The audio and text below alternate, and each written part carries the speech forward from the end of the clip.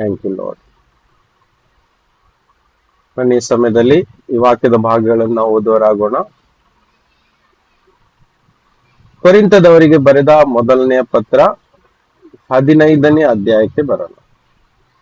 ಕೊರಿಂಥ ಮೊದಲನೇ ಪತ್ರ 15ನೇ ಅಧ್ಯಾಯ.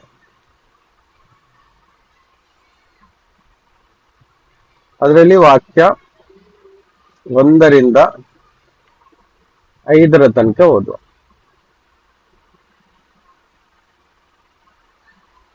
ಸಹೋದರರೇ, ನಾನು ನಿಮಗೆ ತಿಳಿಸಿದ ಸುವಾರ್ತೆಯನ್ನು ನಿಮ್ಮ ನೆನಪಿಗೆ ತರುತ್ತೇನೆ. ನೀವು ಅದನ್ನು ಸ್ವೀಕರಿಸಿದಿರಿ, ಅದರಲ್ಲಿ ನಿಂತಿದ್ದೀರಿ. ನಾನು ಯಾವ ಸಂಗತಿಯನ್ನು ಹೇಳಿ ನಿಮಗೆ ಸುವಾರ್ತೆಯನ್ನು ತಿಳಿಸಿದೇನೋ ನೀವು ಅದನ್ನು ಗಟ್ಟಿಯಾಗಿ ಹಿಡಿಕೊಂಡರೆ ಮತ್ತು ನಿಮ್ಮ ನಂಬಿಕೆಯು ನಿರಾಧಾರವಾಗದ ಪಕ್ಷಕ್ಕೆ ಆ ಸುವಾರ್ತೆಯಿಂದ ನಿಮಗೆ ರಕ್ಷಣೆಯಾಗುತ್ತದೆ. ನಾನು ನಿಮಗೆ ತಿಳಿಸಿದ ಮೊದಲನೆಯ ಸಂಗತಿಗಳೊಳಗೆ ಒಂದು ಸಂಗತಿಯನ್ನು ನಿಮಗೆ ತಿಳಿಸಿಕೊಟ್ಟೆನು. ಅದು ನಾನು ಸಹ ಕಲಿತುಕೊಂಡದೇನೆಂದರೆ, ಶಾಸ್ತ್ರದಲ್ಲಿ ಮುಂತಿಳಿಸಿರುವ ಪ್ರಕಾರ ಕ್ರಿಸ್ತನು ನಮ್ಮ ಪಾಪಗಳ ನಿವಾರಣೆಗಾಗಿ ಸತ್ತನು, ಹೂಣಲ್ಪಟ್ಟನು, ಶಾಸ್ತ್ರದ ಪ್ರಕಾರವೇ 3ನೇ ದಿನದಲ್ಲಿ ಎಬ್ಬಿಸಲ್ಪಟ್ಟನು. ಕೆಫನಿಗೂ ಆಮೇಲೆ 12 ಮಂದಿ ಅಪೊಸ್ತಲರಿಗೂ ಕಾಣಿಸಿಕೊಂಡನು. ಆಮೆನ್. ಇಲ್ಲಿ ವಾಕ್ಯ ಬರೆದಿರುವ ಪ್ರಕಾರ ಪೌಲನು ಕೊರಿಂಥಿಯ ಸಭೆಗೆ ಈ ರೀತಿಯಾಗಿ ಬರೆತಾನೆ. ಅದೇನೆಂದರೆ, ಸಹೋದರರೇ, ನಾನು ನಿಮಗೆ ತಿಳಿಸಿದ ಸುವಾರ್ತೆಯನ್ನು ನಿಮ್ಮ ನೆನಪಿಗೆ ತರುತ್ತೇನೆ ಎಂಬುದಾಗಿ. ಹೌದು, ಯೇಸು ಕ್ರಿಸ್ತನು ಸಹ ತನ್ನ ಶಿಷ್ಯರಿಗೆ ಸುವಾರ್ತೆ ಏನೆಂಬುದನ್ನು ತಿಳಿಸಿಕೊಟ್ಟರು. ಲೋಕಕ್ಕೆಲ್ಲ ಹೋಗಿ ಸಾರಬೇಕು ಎಂಬುದಾಗಿ ಅವರಿಗೆಲ್ಲರಿಗೂ ಹೇಳಿದನು, ಆಜ್ಞೆಯನ್ನು ಸಹ ಕೊಟ್ಟನು. ಅದೇ ಪ್ರಕಾರ ಇಲ್ಲಿ ಪೌಲನು ಸಹ ನೆನಪಿಗೆ ತಂದು ಕೊಡ್ತಾ ಇದ್ದಾನೆ. ಸಭೆಗೆ ಪತ್ರವನ್ನು ಬರೆಯುವಾಗ ನೀವು ಈ ಸುವಾರ್ತೆಯನ್ನು ನೆನಪಲ್ಲಿ ತಂದುಕೊಳ್ಬೇಕು. ಇವತ್ತು ಅದೇ ರೀತಿಯಾಗಿ ನಾವು ಕ್ರೈಸ್ತನಲ್ಲಿದ್ದೇವೆ, ಯೇಸು ಕ್ರಿಸ್ತನನ್ನು ನಂಬುತ್ತೇವೆ. ಆದ್ರೆ ಸುವಾರ್ತೆ ಏನು, ಅದು ಯಾತಕ್ಕಾಗಿ ಕೊಡಲ್ಪಟ್ಟಿತು, ಅದರ ಮಹತ್ವ ಏನು, ಆ ಸುವಾರ್ತೆ ಅಂದರೆ ಅರ್ಥ ಏನು ಎಂಬ ವಿಷಯಗಳ ಬಗ್ಗೆ ನಮ್ಮ ನೆನಪಿಗೆ ದಿನಾಲು ಬರಲೇಬೇಕು. ಯಾಕೆಂದರೆ ಅದರ ಮಹತ್ವ ಏನೆಂಬುದು ಮುಂದೆ ವಾಕ್ಯದಲ್ಲಿ ತಿಳಿಸಲ್ಪಟ್ಟಿದೆ. ಯಾಕೆಂದ್ರೆ ಅದು ನಮ್ಮನ್ನು ರಕ್ಷಿಸ್ತದೆ, ಅದು ನಮ್ಮನ್ನು ಕಾಪಾಡುತ್ತದೆ, ಅದು ನಮ್ಮನ್ನು ನಿತ್ಯ ಜೀವಕ್ಕೆ ಕೊಂಡೊಯ್ಯುತ್ತದೆ.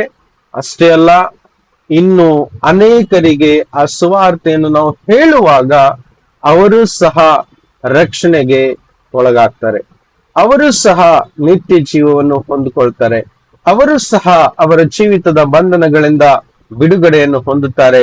ಅವರಿಗೂ ಸಹ ಒಂದು ನಿರೀಕ್ಷೆ ಉಂಟಾಗ್ತದೆ. ಏಕೆಂದ್ರೆ ನಿರೀಕ್ಷೆ ಇಲ್ಲದಂತ ಈ ಲೋಕದಲ್ಲಿ ಸುವಾರ್ತೆ ತುಂಬಾ ಅವಶ್ಯಕತೆ ಇದೆ. ಆ ಸುವಾರ್ತೆ ಅಂತ ಹೇಳಿದ್ರೆ, ಒಂದು ವ್ಯಕ್ತಿ ನಿರಾಸೆಯಿಂದ ಜಿಗುಪ್ಸೆಯಿಂದ ಜೀವನದಲ್ಲಿ ಬಿದ್ದು ಹೋಗಿರುವುದಾದ್ರೆ ಆ ವ್ಯಕ್ತಿಯ ಕಿವಿಗೆ ಸಂತೋಷದ ಸುದ್ದಿ ಕೇಳುವಾಗ ಅವನಲ್ಲಿ ಸತ್ತಂತ ಆತ್ಮ ಜೀವವನ್ನು ಹೊಂದಿಕೊಳ್ಳುತ್ತದೆ. ಸತ್ತಂತ ಎಲ್ಲ ಆಸೆಗಳು ಪುನಃ ಜೀವವನ್ನು ಹೊಂದಿಕೊಳ್ಳುತ್ತದೆ. ಮುಚ್ಚಿದಂತ ಬಾಗಿಲುಗಳು ತೆರೆಯಲ್ಪಡುತ್ತದೆ. ಆ ವ್ಯಕ್ತಿಗೆ ಹೊಸ ಜೀವಿತದ ಅನುಭವ ಉಂಟಾಗುತ್ತದೆ. ಅದಕ್ಕೋಸ್ಕರ ವಾಕ್ಯ ಹೇಳ್ತದೆ, ಕ್ರಿಸ್ತನಲ್ಲಿರುವವರು ಹೊಸ ಸೃಷ್ಟಿ, ಹಳೆದೆಲ್ಲ ಹೋಯಿತು ಎಂಬುದಾಗಿ. ಅದಕ್ಕೋಸ್ಕರ ಸುವಾರ್ತೆ ಎಷ್ಟೊಂದು ಪ್ರಾಮುಖ್ಯತೆಯನ್ನು ಹೊಂದಿಕೊಂಡಿದೆ ಅಂತ ಹೇಳಿದ್ರೆ, ಅದನ್ನು ನಾವು ಸಹ ನಮ್ಮ ಜೀವಿತದಲ್ಲಿ ಪದೇ ಪದೇ ಪದೇ ನೆನಪಿಗೆ ತರುವಂತ ಅವಶ್ಯಕತೆ ಇದೆ. ನೋಡಿ, ಪುನಃ ಹೇಳ್ತಾನೆ, ನೀವು ಅದನ್ನು ಸ್ವೀಕರಿಸಿದ್ದೀರಿ, ಅದರಲ್ಲಿ ನಿಂತಿದ್ದೀರಿ. ಅವರಿಗೆ ಪೌಲನು ಎನ್ಕರೇಜ್ ಮಾಡ್ತಾ ಇದ್ದಾರೆ. ಏನಪ್ಪಾ, ನೀವು ಆ ಸ್ವಾರ್ಥದಲ್ಲಿ ಗಟ್ಟಿಯಾಗಿ ನಿಂತಿದ್ದೀರಿ, ಅದು ಸಂತೋಷದ ಸಂಗತಿ ಎಂಬುದಾಗಿ ಹೇಳ್ತಾ ಇದ್ದಾರೆ. ಹೌದು ಪ್ರಿಯರೇ, ಇವತ್ತು ನಾವು ಸಹ ಯೇಸು ಸಾರಿದ ಸುವಾರ್ತೆಯಲ್ಲಿ ನಿಂತಿದ್ದೇವಾ? ಆ ಸತ್ಯ ಸುವಾರ್ತೆಯನ್ನು ಪೂರ್ಣವಾಗಿ ಅರ್ಥ ಮಾಡಿಕೊಂಡಿದ್ದೇವಾ ಎಂಬುದನ್ನು ಇವತ್ತು ನಾವು ನೆನಪಿಗೆ ತಂದುಕೊಳ್ಳೋಣ. ನಿನ್ನೆ, ಇವತ್ತು ಮತ್ತು ನಾಳೆ ದಿನದಲ್ಲಿ ಇಡೀ ಲೋಕವು ಬೇರೆ ರೀತಿಯಲ್ಲಿ ಸುವಾರ್ತೆಯನ್ನು ಆಚರಿಸ್ತಾ ಇರಬಹುದು, ಕೆಲವರು ಸತ್ಯವಾಗಿಯೂ ಸಹ ಆಚರಿಸ್ತಾ ಇರಬಹುದು. ಆದರೂ ನಾವು ಇಲ್ಲಿ ತಿಳಿಸಿದ ಪ್ರಕಾರ, ವಾಕ್ಯ ಹೇಳಿದ ಪ್ರಕಾರ, ಕರ್ತನು ನಮಗೆ ಸಾರಿದಂತ ಸತ್ಯ ಸುವಾರ್ತೆ, ಅಪೊಸ್ತಲರ ಮೂಲಕ ಪ್ರಕಟಿಸಿದಂತ, ಸಾಕ್ಷಿ ಮೂಲಕವಾಗಿ ತಿಳಿಸಿದಂತ ಸುವಾರ್ತೆಗಳನ್ನು ನಾವು ಈ ಸಮಯದಲ್ಲಿ ದೃಢಪಡಿಸಿಕೊಳ್ಳೋಣ, ನಮ್ಮ ನೆನಪಿಗೆ ತಂದುಕೊಳ್ಳೋಣ. ಆಮೇನ್. ನೋಡಿ, ಮುಂದೆ 2ನೇ ವಾಕ್ಯ ಈಗ ಹೇಳ್ತದೆ, ನಾನು ಯಾವ ಸಂಗತಿಯನ್ನು ಹೇಳಿ ನಿಮಗೆ ಸುವಾರ್ತೆಯನ್ನು ತಿಳಿಸಿದೆನೋ ನೀವು ಅದನ್ನು ಗಟ್ಟಿಯಾಗಿ ಹಿಡಿದುಕೊಂಡರೆ ಮತ್ತು ನಿಮ್ಮ ನಂಬಿಕೆಯು ನಿರಾಧಾರವಾಗದ ಪಕ್ಷಕ್ಕೆ ಆ ಸುವಾರ್ತೆಯಿಂದ ನಿಮಗೆ ರಕ್ಷಣೆ ಆಗುತ್ತದೆ.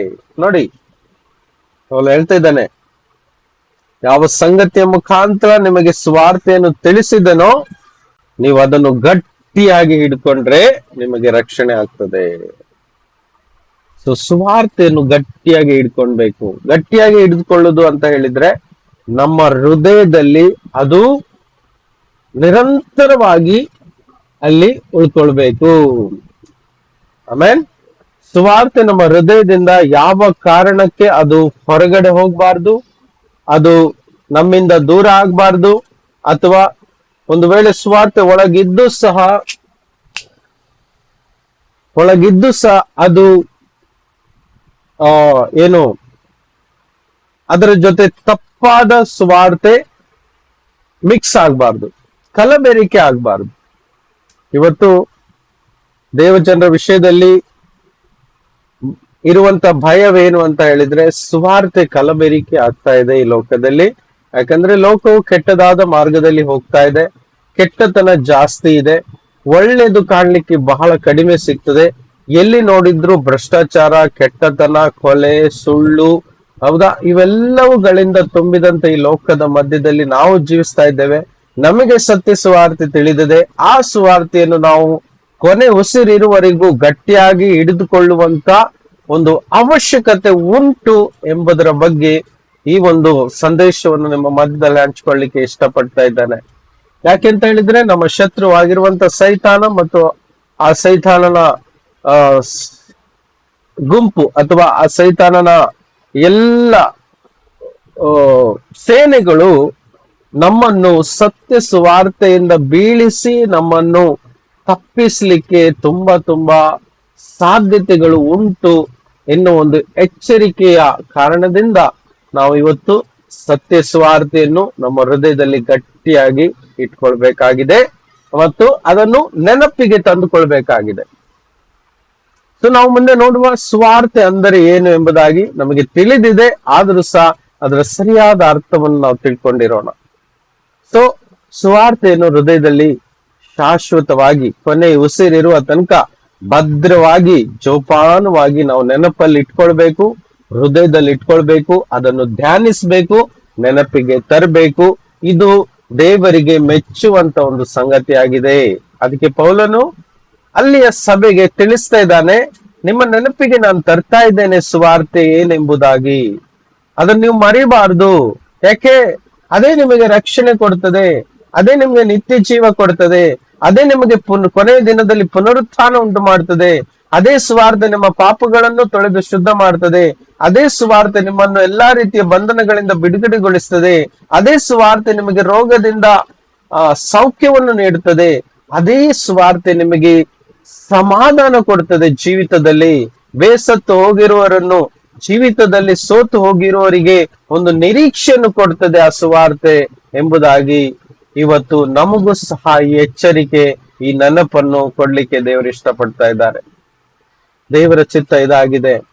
ನಾವು ಯಾರು ಸಹ ನಾಶವಾಗಬಾರ್ದು, ನಾವು ಯಾರು ಸಹ ತಪ್ಪು ದಾರಿಗೆ ಇಳಿಬಾರ್ದು, ನಾವು ಯಾರು ಸಹ ತಪ್ಪಿನಲ್ಲಿ ಹೋಗಿ ಬಿದ್ದು ಹಾಳಾಗಬಾರ್ದು ಎಂಬುದು ದೇವರ ಚಿತ್ತವಾಗಿದೆ. ದೇವರ ಚಿತ್ತ, ದೇವರ ಹೃದಯದಲ್ಲಿರುವಂತ ಆಲೋಚನೆ, ನಾನು ಸೃಷ್ಟಿಸಿದಂತ ಈ ಸೃಷ್ಟಿ ಪ್ರತ್ಯೇಕವಾಗಿ ಮನುಷ್ಯನು ಹಾಳಾಗಬಾರ್ದು, ನಾಶವಾಗಬಾರ್ದು, ಅವನು ಕೆಟ್ಟು ಹೋಗ್ಬಾರ್ದು, ಅವನು ಬಿದ್ದು ಹೋಗ್ಬಾರ್ದು, ಜೀವನದಲ್ಲಿ ಸೋಲ್ಬಾರ್ದು, ಅವನಿಗೆ ಜಯ ಉಂಟಾಗ್ಬೇಕು. ಅವನ ಜೀವನದಲ್ಲಿ ಅವನು ಎದ್ದು ನಿಂತ್ಕೊಳ್ಬೇಕು. ಅವನು ನನ್ನ ಸ್ವರೂಪದಲ್ಲಿ ಸೃಷ್ಟಿಸಲ್ಪಟ್ಟವನು, ಅವನಿಗೆ ಪೂರ್ಣ ರಕ್ಷಣೆ ಆಗ್ಬೇಕು. ಅವನ ರಕ್ಷಣೆ ಮಾರ್ಗದಲ್ಲಿ ಅವನಿಗೆ ಬಲ ಸಿಗ್ಬೇಕು, ಎನ್ನುವ ಕಾರಣದಿಂದ ದೇವರು ಪದೇ ಪದೇ ನಮಗೆ ತನ್ನ ವಾಕ್ಯದಿಂದ ಯಾವಾಗಲೂ ಎಚ್ಚರಿಕೆಯನ್ನು ಕೊಡುತ್ತಾ, ಎಚ್ಚರಿಕೆ ಮಾತ್ರವಲ್ಲ ಧೈರ್ಯವನ್ನು ಸಹ ತುಂಬುತ್ತಾ ನಮ್ಮನ್ನು ಬಲಪಡಿಸ್ತಾ ಇರ್ತಾರೆ. ಹೇಗೆ ತಂದೆ ತಾಯಿಗಳು ಮಕ್ಕಳಿಗೆ ಅವರು ತಪ್ಪು ದಾರಿಗೆ ಹೋಗಬಾರ್ದು ಮತ್ತು ಜೀವನದಲ್ಲಿ ಭಯ ಪಡಬಾರ್ದು, ಜೀವನದಲ್ಲಿ ಯಶಸ್ಸನ್ನು ಸಾಧಿಸಬೇಕು, ಜಯ ಹೊಂದಬೇಕು, ಅವರು ಮಾಡುವುದರೆಲ್ಲದರಲ್ಲಿ ಅವರು ಒಳ್ಳೆಯವರಾಗಬೇಕು, ಬಾಳ್ಬೇಕು, ಅವರ ಬದುಕು ಸುಂದರವಾಗುವುದನ್ನು ನೋಡ್ಬೇಕು ಎಂಬ ಆಸೆ ಇಟ್ಕೊಳ್ತಾರೋ, ಅದೇ ರೀತಿಯಾಗಿ ನಮ್ಮ ಪರಲೋಕದಲ್ಲಿರುವ ನಮ್ಮ ಪ್ರೀತಿಯ ತಂದೆಯೂ ಸಹ ನಮ್ಮೆಲ್ಲರ ವಿಷಯದಲ್ಲಿ ಕಾಳಜಿಯನ್ನು ವಹಿಸ್ತಾರೆ, ನಮ್ಮ ಬಗ್ಗೆ ಯೋಚನೆ ಮಾಡ್ತಾರೆ. ನಾವು ರಕ್ಷಣೆ ಹೊಂದಬೇಕು, ನಾವು ಪೂರ್ಣವಾಗಿ ಸುರಕ್ಷಿತರಾಗಿ ಇರಬೇಕು, ದುಷ್ಟನ ಕೈಯಲ್ಲಿ ಹೋಗಿ ಸಿಲುಕಿಕೊಳ್ಬಾರ್ದು, ನಾವು ಆತನ ರಕ್ಷಣೆಯ ಒಳಗಡೆ ಇರಬೇಕೆಂಬುದು ಆತನ ಚಿತ್ತವಾಗಿದೆ. Amen. Praise the lord. Hallelujah. Okay, good good. Okay, 3ನೇ ವಾಕ್ಯ ನೋಡಿ. ನಾನು ನಿಮಗೆ ತಿಳಿಸಿದ ಮೊದಲನೆಯ ಸಂಗತಿಗಳೊಳಗೆ ಒಂದು ಸಂಗತಿಯನ್ನು ನಿಮಗೆ ತಿಳಿಸಿಕೊಟ್ಟೆನು, ಅದು ನಾನು ಸಹ ಕಲಿತುಕೊಂಡದ್ದೇ. ಯಾವ ಸಂಗತಿ ಮುಂದೆ ಹೇಳ್ತಾರೆ, ಅದೇನೆಂದರೆ ಶಾಸ್ತ್ರದಲ್ಲಿ ಮುಂತಿಳಿಸಿರುವ ಪ್ರಕಾರ. ನೋಡಿ, ಈ ಸಂಗತಿ ಏನೆಂಬುದನ್ನು ನಾವೆಲ್ಲರೂ ತಿಳ್ಕೊಳ್ಳೋಣ. ಅದೇನದು ಸಂಗತಿ? ಇದು ಸುವಾರ್ತೆ ಏನೆಂಬುದನ್ನು ಆತನು ಇಲ್ಲಿ ಹೇಳ್ಕೊಡ್ತಾ ಇದ್ದಾನೆ. ಸುವಾರ್ತೆ ಏನೆಂಬುದನ್ನು ಇವತ್ತು ನಾವು ಸಹ ನೆನಪಿಗೆ ತಂದುಕೊಳ್ಳೋಣ. ಸುವಾರ್ತೆ ಅಂದ್ರೆ ಏನು, ಅದರ ಟಿಪ್ಪಣಿ ಅಥವಾ ಅದರ ವಿವರಣೆ ಏನೆಂಬುದನ್ನು ನಾವೆಲ್ಲರೂ ತಿಳ್ಕೊಂಡಿರ್ಬೇಕು. ಆಯ್ತಾ? ಅದಕ್ಕೋಸ್ಕರ ಈ ವಾಕ್ಯವನ್ನು ನಾವು ಓದುವ. ಅದೇನೆಂದರೆ ಶಾಸ್ತ್ರದಲ್ಲಿ ಮುಂತಿಳಿಸಿರುವ ಪ್ರಕಾರ. ನೋಡಿ, ನಮ್ಮ ಇಷ್ಟದ ಪ್ರಕಾರ ಅಲ್ಲ, ಮನುಷ್ಯನ ಕಲ್ಪನೆಯ ಪ್ರಕಾರ ಅಲ್ಲ, ಶಾಸ್ತ್ರದಲ್ಲಿ ಮುಂದೇ ತಿಳಿಸಿರುವ, ಅಂದ್ರೆ ಮುಂಚಿತವಾಗಿ ಅನೇಕ ಕಾಲಗಳ ಮುಂಚಿತವಾಗಿ ತಿಳಿಸಿರುವ ಪ್ರಕಾರ.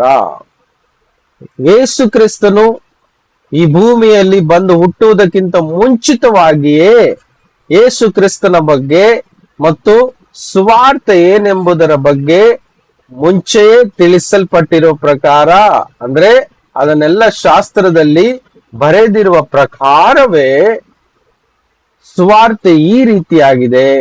ಅದು ಏನು ಅಂತ ಹೇಳಿದರೆ, ಕ್ರಿಸ್ತನು, ನೆನಪಿಟ್ಕೊಳ್ಳಿ, ಸುವಾರ್ತೆಯ ವಿವರಣೆಯನ್ನು ಇಲ್ಲಿ ಹೇಳ್ತಾ ಇದ್ದಾನೆ ಪೌಲನು. ಏನದು ಸುವಾರ್ತೆ ಅಂತ ಹೇಳಿದ್ರೆ, ಯೇಸು ಕ್ರಿಸ್ತನು ನಮ್ಮ ಪಾಪಗಳ ನಿವಾರಣೆಗಾಗಿ ಸತ್ತನು. ಎರಡನೇದು, ಹೂಣಲ್ಪಟ್ಟನು. ಮೂರನೇದಾಗಿ, ಅದೇ ಶಾಸ್ತ್ರದಲ್ಲಿ ಬರೆದಿರುವ ಪ್ರಕಾರ 3ನೆಯ ದಿನದಲ್ಲಿ ಎಬ್ಬಿಸಲ್ಪಟ್ಟನು. 4ನೇದು, ಕೇಫನಿಗೂ ಆಮೇಲೆ 12 ಮಂದಿ ಅಪೊಸ್ತಲರಿಗೂ ಕಾಣಿಸಿಕೊಂಡನು.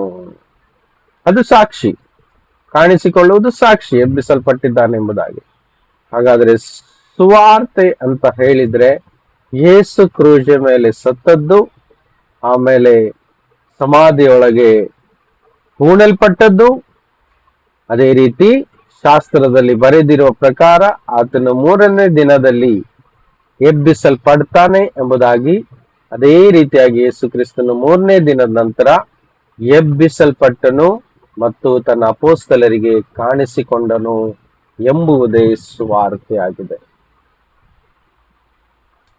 ನೋಡಿ, ಇವತ್ತು ಈ ಸಂದೇಶದ ಬಗ್ಗೆ ನಾನು ಯೋಚನೆ ಮಾಡ್ಲಿಕ್ಕೆ ಕಾರಣ, ನಮಗೆಲ್ಲರಿಗೂ ತಿಳಿದಿದೆ, ನಿನ್ನೆ ಗುಡ್ ಫ್ರೈಡೆ, ಇವತ್ತು ಹೋಲಿ ಸ್ಯಾಟರ್ಡೆ, ಮೊನ್ನೆ ಗುರುವಾರದ ಬಗ್ಗೆ ಏನೋ ಹೆಸರಿದೆ ನಮ್ಗೆ ಗೊತ್ತಿಲ್ಲ, ನೆನಪಿಲ್ಲ.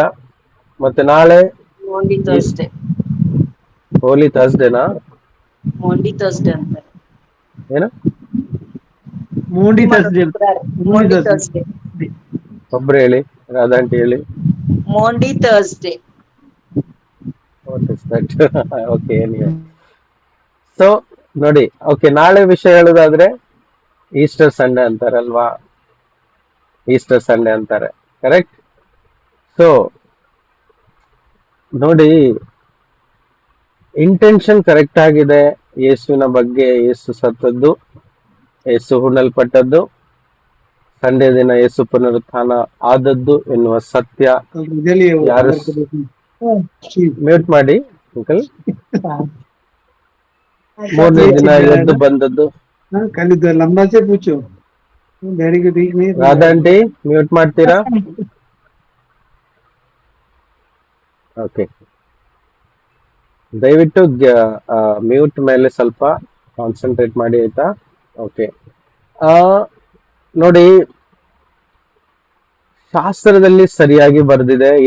ಯೇಸು ಸತ್ತನು, ಸಾಯಲೇಬೇಕಿತ್ತು. ಯಾತಕ್ಕಾಗಿ? ಮನುಷ್ಯರ ಪಾಪಗಳ ನಿವಾರಣೆಗಾಗಿ. ಅದೇ ರೀತಿ ಆತನು ಹೂಣಲ್ಪಡಬೇಕಿತ್ತು, ಆತನು ಹೂಣಲ್ಪಟ್ಟನು. ಅದೇ ರೀತಿಯಾಗಿ ಶಾಸ್ತ್ರದಲ್ಲಿ ಬರೆದಿರುವ ಪ್ರಕಾರವೇ ಆತನು 3ನೇ ದಿನ ನಂತರ ಪುನರುತ್ಥಾನ ಆಗ್ಬೇಕಿತ್ತು, ಆತನು ಪುನರುತ್ಥಾನ ಆದನು. ಬರೆದಿರೋ ಪ್ರಕಾರ ಅನೇಕರಿಗೆ ಆತನು ಕಾಣಿಸಿಕೊಳ್ಬೇಕಿತ್ತು, ಆತನು ಕಾಣಿಸಿಕೊಂಡನು. ಹೌದಾ? ಇವೆಲ್ಲ ಸತ್ಯ. ಇದನ್ನು ನಾವು ಯಾವಾಗಲೂ ನೆನಪಿಗೆ ತಂದುಕೊಳ್ಬೇಕೆಂಬುದಾಗಿ ಮೊದಲೇ ಪೌಲನು ಬರೀತಾನೆ. ನಾನು ನಿಮಗೆ ತಿಳಿಸಿದ ಸುವಾರ್ತೆಯನ್ನು ನಿಮ್ಮ ನೆನಪಿಗೆ ತರುತ್ತೇನೆ. ಸೊ ಈ ಸುವಾರ್ತೆ ಯಾವಾಗ ನೆನಪಿಗೆ ತರ್ತಾ ಇದ್ದಾನೆ? ಲೆಟರ್ ಬರೆಯುವಾಗೆಲ್ಲ ಆತನ ನೆನಪಿಗೆ ತರ್ತಾ ಇದ್ದನು. ಇವತ್ತು ನಮಗೆ ಯಾವಾಗ ನೆನಪಿಗೆ ತರಬೇಕು ಇವೆಲ್ಲ ವಿಷಯ? ಗುಡ್ ಫ್ರೈಡೆ ದಿನ ಮಾತ್ರನಾ? ನನ್ನ ಪ್ರಶ್ನೆ, ನಮ್ಮೆಲ್ಲರ ಪ್ರಶ್ನೆ ಸಹ ಆಗಿರ್ಬೇಕು. ವರ್ಷಕ್ಕೆ ಒಮ್ಮೆನಾ? ನೋಡಿ, ವರ್ಷಕ್ಕೆ ಒಮ್ಮೆ 2-3 ದಿನಗಳು ಬರ್ತದೆ. ಆದ್ರೆ ವರ್ಷದಲ್ಲಿ 360 ದಿನಗಳಲ್ಲಿ 2-3 ದಿನಗಳನ್ನು ತೆಗೆದು ಬಿಟ್ರೆ ಬಾಕಿ ದಿನಗಳಲ್ಲಿ ಯೇಸುವಿನ ಮರಣ, ಹೂಣಲ್ಪಡುವಿಕೆ ಮತ್ತು ಪುನರುತ್ಥಾನ ಎಂಬ ವಿಷಯಗಳ ಬಗ್ಗೆ ಎಷ್ಟು ಮಾತ್ರ ಧ್ಯಾನಿಸ್ತಾರೆ ಎಂಬುದು ನಾವು ಧ್ಯಾನದಲ್ಲಿ ಇಟ್ಕೊಳ್ಬೇಕು. ಯೇಸು ನಮ್ಮನ್ನು ಪ್ರೀತಿಸಿದ್ದು 1 ದಿನ 2 ದಿನ ಅಥವಾ 3 ದಿನಗೋಸ್ಕರ ಅಲ್ಲ. ಯೇಸು ನಮ್ಮನ್ನು ಪ್ರೀತಿಸಿದ್ದು ಶಾಶ್ವತವಾಗಿ, ನಿರಂತರವಾಗಿ ಆತನು ಪ್ರೀತಿಸಿದನು. ಹೌದಾ? ಆತನ ಪ್ರೀತಿ ಎಷ್ಟು ದೊಡ್ಡದು ಅಂತ ಹೇಳಿದ್ರೆ, ಪ್ರಾಣಕ್ಕಿಂತಲೂ ಹೆಚ್ಚಾದ ಪ್ರೀತಿಯನ್ನು ತೋರಿಸಿ ಆತನು ಸ್ವತಃ ತನ್ನ ಪ್ರಾಣ ಕೊಟ್ಟು ತನ್ನ ಸ್ನೇಹಿತನಿಗೋಸ್ಕರ ಇರುವಂತ ಶ್ರೇಷ್ಠ ಪ್ರೀತಿ ಏನೆಂಬುದನ್ನು ಕ್ರೂಜೆ ಮೇಲೆ ತೋರಿಸಿಕೊಟ್ಟನು. ಹಾಗಿರುವಾಗ ಯೇಸುವಿನ ಪ್ರೀತಿಗೆ ನಾವೇನ್ ಮಾಡ್ಬೇಕಾಗಿದೆ? ಯೇಸು ನನಗೋಸ್ಕರ ಸತ್ತನು, ನನ್ನ ಪಾಪಗಳಿಗೋಸ್ಕರ ಆತನು ಮರಣವನ್ನು ಹೊಂದಿದನು ಶಿಲುಬೆ ಮೇಲೆ. ಅದೇ ರೀತಿ ನನಗೋಸ್ಕರ ಆತನು ಹೂಣಲ್ಪಟ್ಟನು, ನನಗೋಸ್ಕರ ಆತನು 3ನೇ ದಿನ ಪುನರುತ್ಥಾನ ಆದನು ಎನ್ನುವಂತ ಆ ಸಂತೋಷದ ಸುದ್ದಿಯನ್ನು ನಮ್ಮೆಲ್ಲರ ಹೃದಯದಲ್ಲಿ, ನಮ್ಮೊಬ್ಬೊಬ್ಬರ ಹೃದಯದಲ್ಲಿ ನಾವೇನ್ ಮಾಡ್ಬೇಕು? ನೆನಪಲ್ಲಿ ಇಟ್ಕೊಳ್ಬೇಕು. ಇಷ್ಟೆಲ್ಲ ಅದನ್ನು ಗಟ್ಟಿಯಾಗಿ ಇಟ್ಕೊಳ್ಬೇಕು, ಗಟ್ಟಿಯಾಗಿ ಇಟ್ಕೊಳ್ಬೇಕು. ಅದು ನಮ್ಮ ನೆನಪಿಂದ ಹೋಗದಂತೆ ಇಟ್ಕೊಳ್ಬೇಕು. ಸೊ ಎಂತದ್ದು ಸುವಾರ್ತೆ? ಯೇಸು ಸತ್ತದ್ದು, ಉಣಲ್ಪಟ್ಟದ್ದು ಮತ್ತು 3ನೇ ದಿನ ಎಬ್ಬಿಸಲ್ಪಟ್ಟದ್ದು. ಇದು ವರ್ಷಕ್ಕೆ ಒಮ್ಮೆ ಅಲ್ಲ, ಇದು ಪ್ರತಿ ದಿನವೂ ನಾವು ನೆನೆಸುವಾಗಲೆಲ್ಲ ಅದು ದೇವರಿಗೆ ಆರಾಧನೆ ಆಗ್ತದೆ, ದೇವರಿಗೆ ಮಹಿಮೆ ಆಗ್ತದೆ. ಏಕೆಂದ್ರೆ ದೇವರು ಮಾಡಿದಂತ ಮಹಾ ತ್ಯಾಗ ಅದು. ತನ್ನ ಒಬ್ಬನೇ ಮಗನಾದ ಯೇಸುವನ್ನು ಮಾನವನ ರಕ್ಷಣೆಗಾಗಿ ಭೂಮಿಯಲ್ಲಿ ಕಳಿಸಿಕೊಟ್ಟದ್ದು, ಶಿಲುಬೆ ಮೇಲೆ ಮರಣಕ್ಕೆ ಒಪ್ಪಿಸಿಕೊಟ್ಟಿದ್ದು, ಅದು ವರ್ಷಕ್ಕೆ ಒಮ್ಮೆ ಅಲ್ಲ. ನಾವು ಅದನ್ನು ನೆನಪಿಗೆ ತಂದುಕೊಳ್ಳುವುದು, ಈ ನೆನಪನ್ನು ನಾವು ಹೃದಯದಲ್ಲಿ ಗಟ್ಟಿಯಾಗಿ ಇಟ್ಕೊಳ್ಬೇಕು ಅಂತ ವಾಕ್ಯ ಕಲಿಸ್ತಾ ಇದೆ. ಅದೇನು ಅಂತ ಹೇಳಿದ್ರೆ, ಪ್ರತಿ ಸಮಯ ನೆನಪಿಸುವಾಗಲೆಲ್ಲ, ಆರಾಧಿಸುವಾಗಲೆಲ್ಲ, ಸ್ತೋತ್ರ ಮಾಡುವಾಗಲೆಲ್ಲ, ಪ್ರಾರ್ಥನೆ ಮಾಡುವಾಗಲೆಲ್ಲ ಇವತ್ತಿಂದ ನಾವು ನೆನಪಿಸಿಕೊಳ್ಳೋಣ. ಯೇಸುವೇ, ನೀನು ನನಗೋಸ್ಕರ ಶಿಲುಬೆ ಮೇಲೆ ಪ್ರಾಣ ತ್ಯಾಗ ಮಾಡಿದ್ಯಪ್ಪ ಅನ್ನುವ ಮಾತು ಹೇಳುವಾಗ ಕರ್ತನು ಸಂತೋಷ ಪಡ್ತಾರೆ. ನನಗೋಸ್ಕರ ನೀನು ಕಷ್ಟಪಟ್ಟಿಯ, ನನಗೋಸ್ಕರ ನೀನು ಪುನರುತ್ಥಾನ ಹೊಂದಿದೀಯ, ನನಗೋಸ್ಕರ ಭೂಮಿಯ ಗರ್ಭದಲ್ಲಿ 3 ದಿನ 3 ರಾತ್ರಿಗಳು ನೀನು ಹೂಣಲ್ಪಟ್ಟಿಯ. ಎಂತ ಒಂದು ತ್ಯಾಗ ನೀನು ಶಿಲುಬೆ ಮೇಲೆ ಮಾಡಿ ತೋರಿಸಿದ್ಯಾ. Price the lord.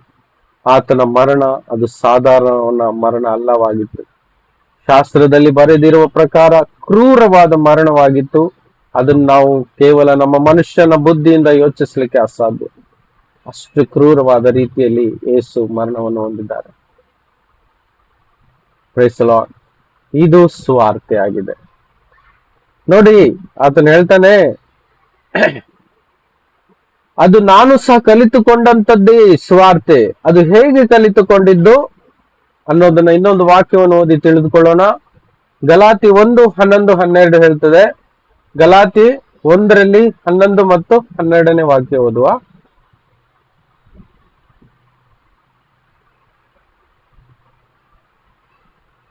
ಗಲಾತ್ಯ ಬರೆದ ಪತ್ರ 1ನೇ ಅಧ್ಯಾಯ ವಾಕ್ಯ 11, 12 ಓದಿ.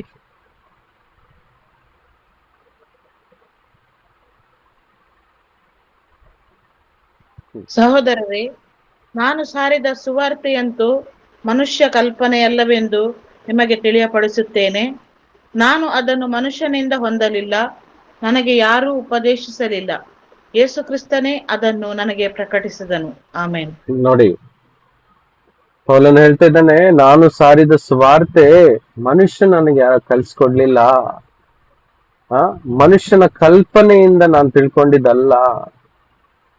ನಿಮಗೆ ತಿಳಿಸ್ತಾ ಇದ್ದೀನಿ ನಾನು, ಅದು ಮನುಷ್ಯನ ಕಲ್ಪನೆ ಅಲ್ಲ ಎಂಬುದಾಗಿ. ನಾನು ಅದನ್ನು ಮನುಷ್ಯನಿಂದ ಹೊಂದಲಿಲ್ಲ, ನನಗೆ ಯಾರು ಉಪದೇಶಿಸಲಿಲ್ಲ, ಯೇಸು ಕ್ರಿಸ್ತನೇ ಅದನ್ನು ನನಗೆ ಪ್ರಕಟಿಸಿದನು. ನೋಡಿ, ಈ ಒಂದು ಕನ್ಫರ್ಮೇಶನ್ ನಮ್ಮ ಹೃದಯದಲ್ಲಿ ಇರಬೇಕು. ಯೇಸು ಸ್ವಾಮಿ ತನ್ನ ವಾಕ್ಯದಲ್ಲಿ ಇದ್ದ ಹಾಗೆ ನಮ್ಮ ಹೃದಯದಲ್ಲಿ ದೃಢಪಡಿಸ್ಬೇಕು.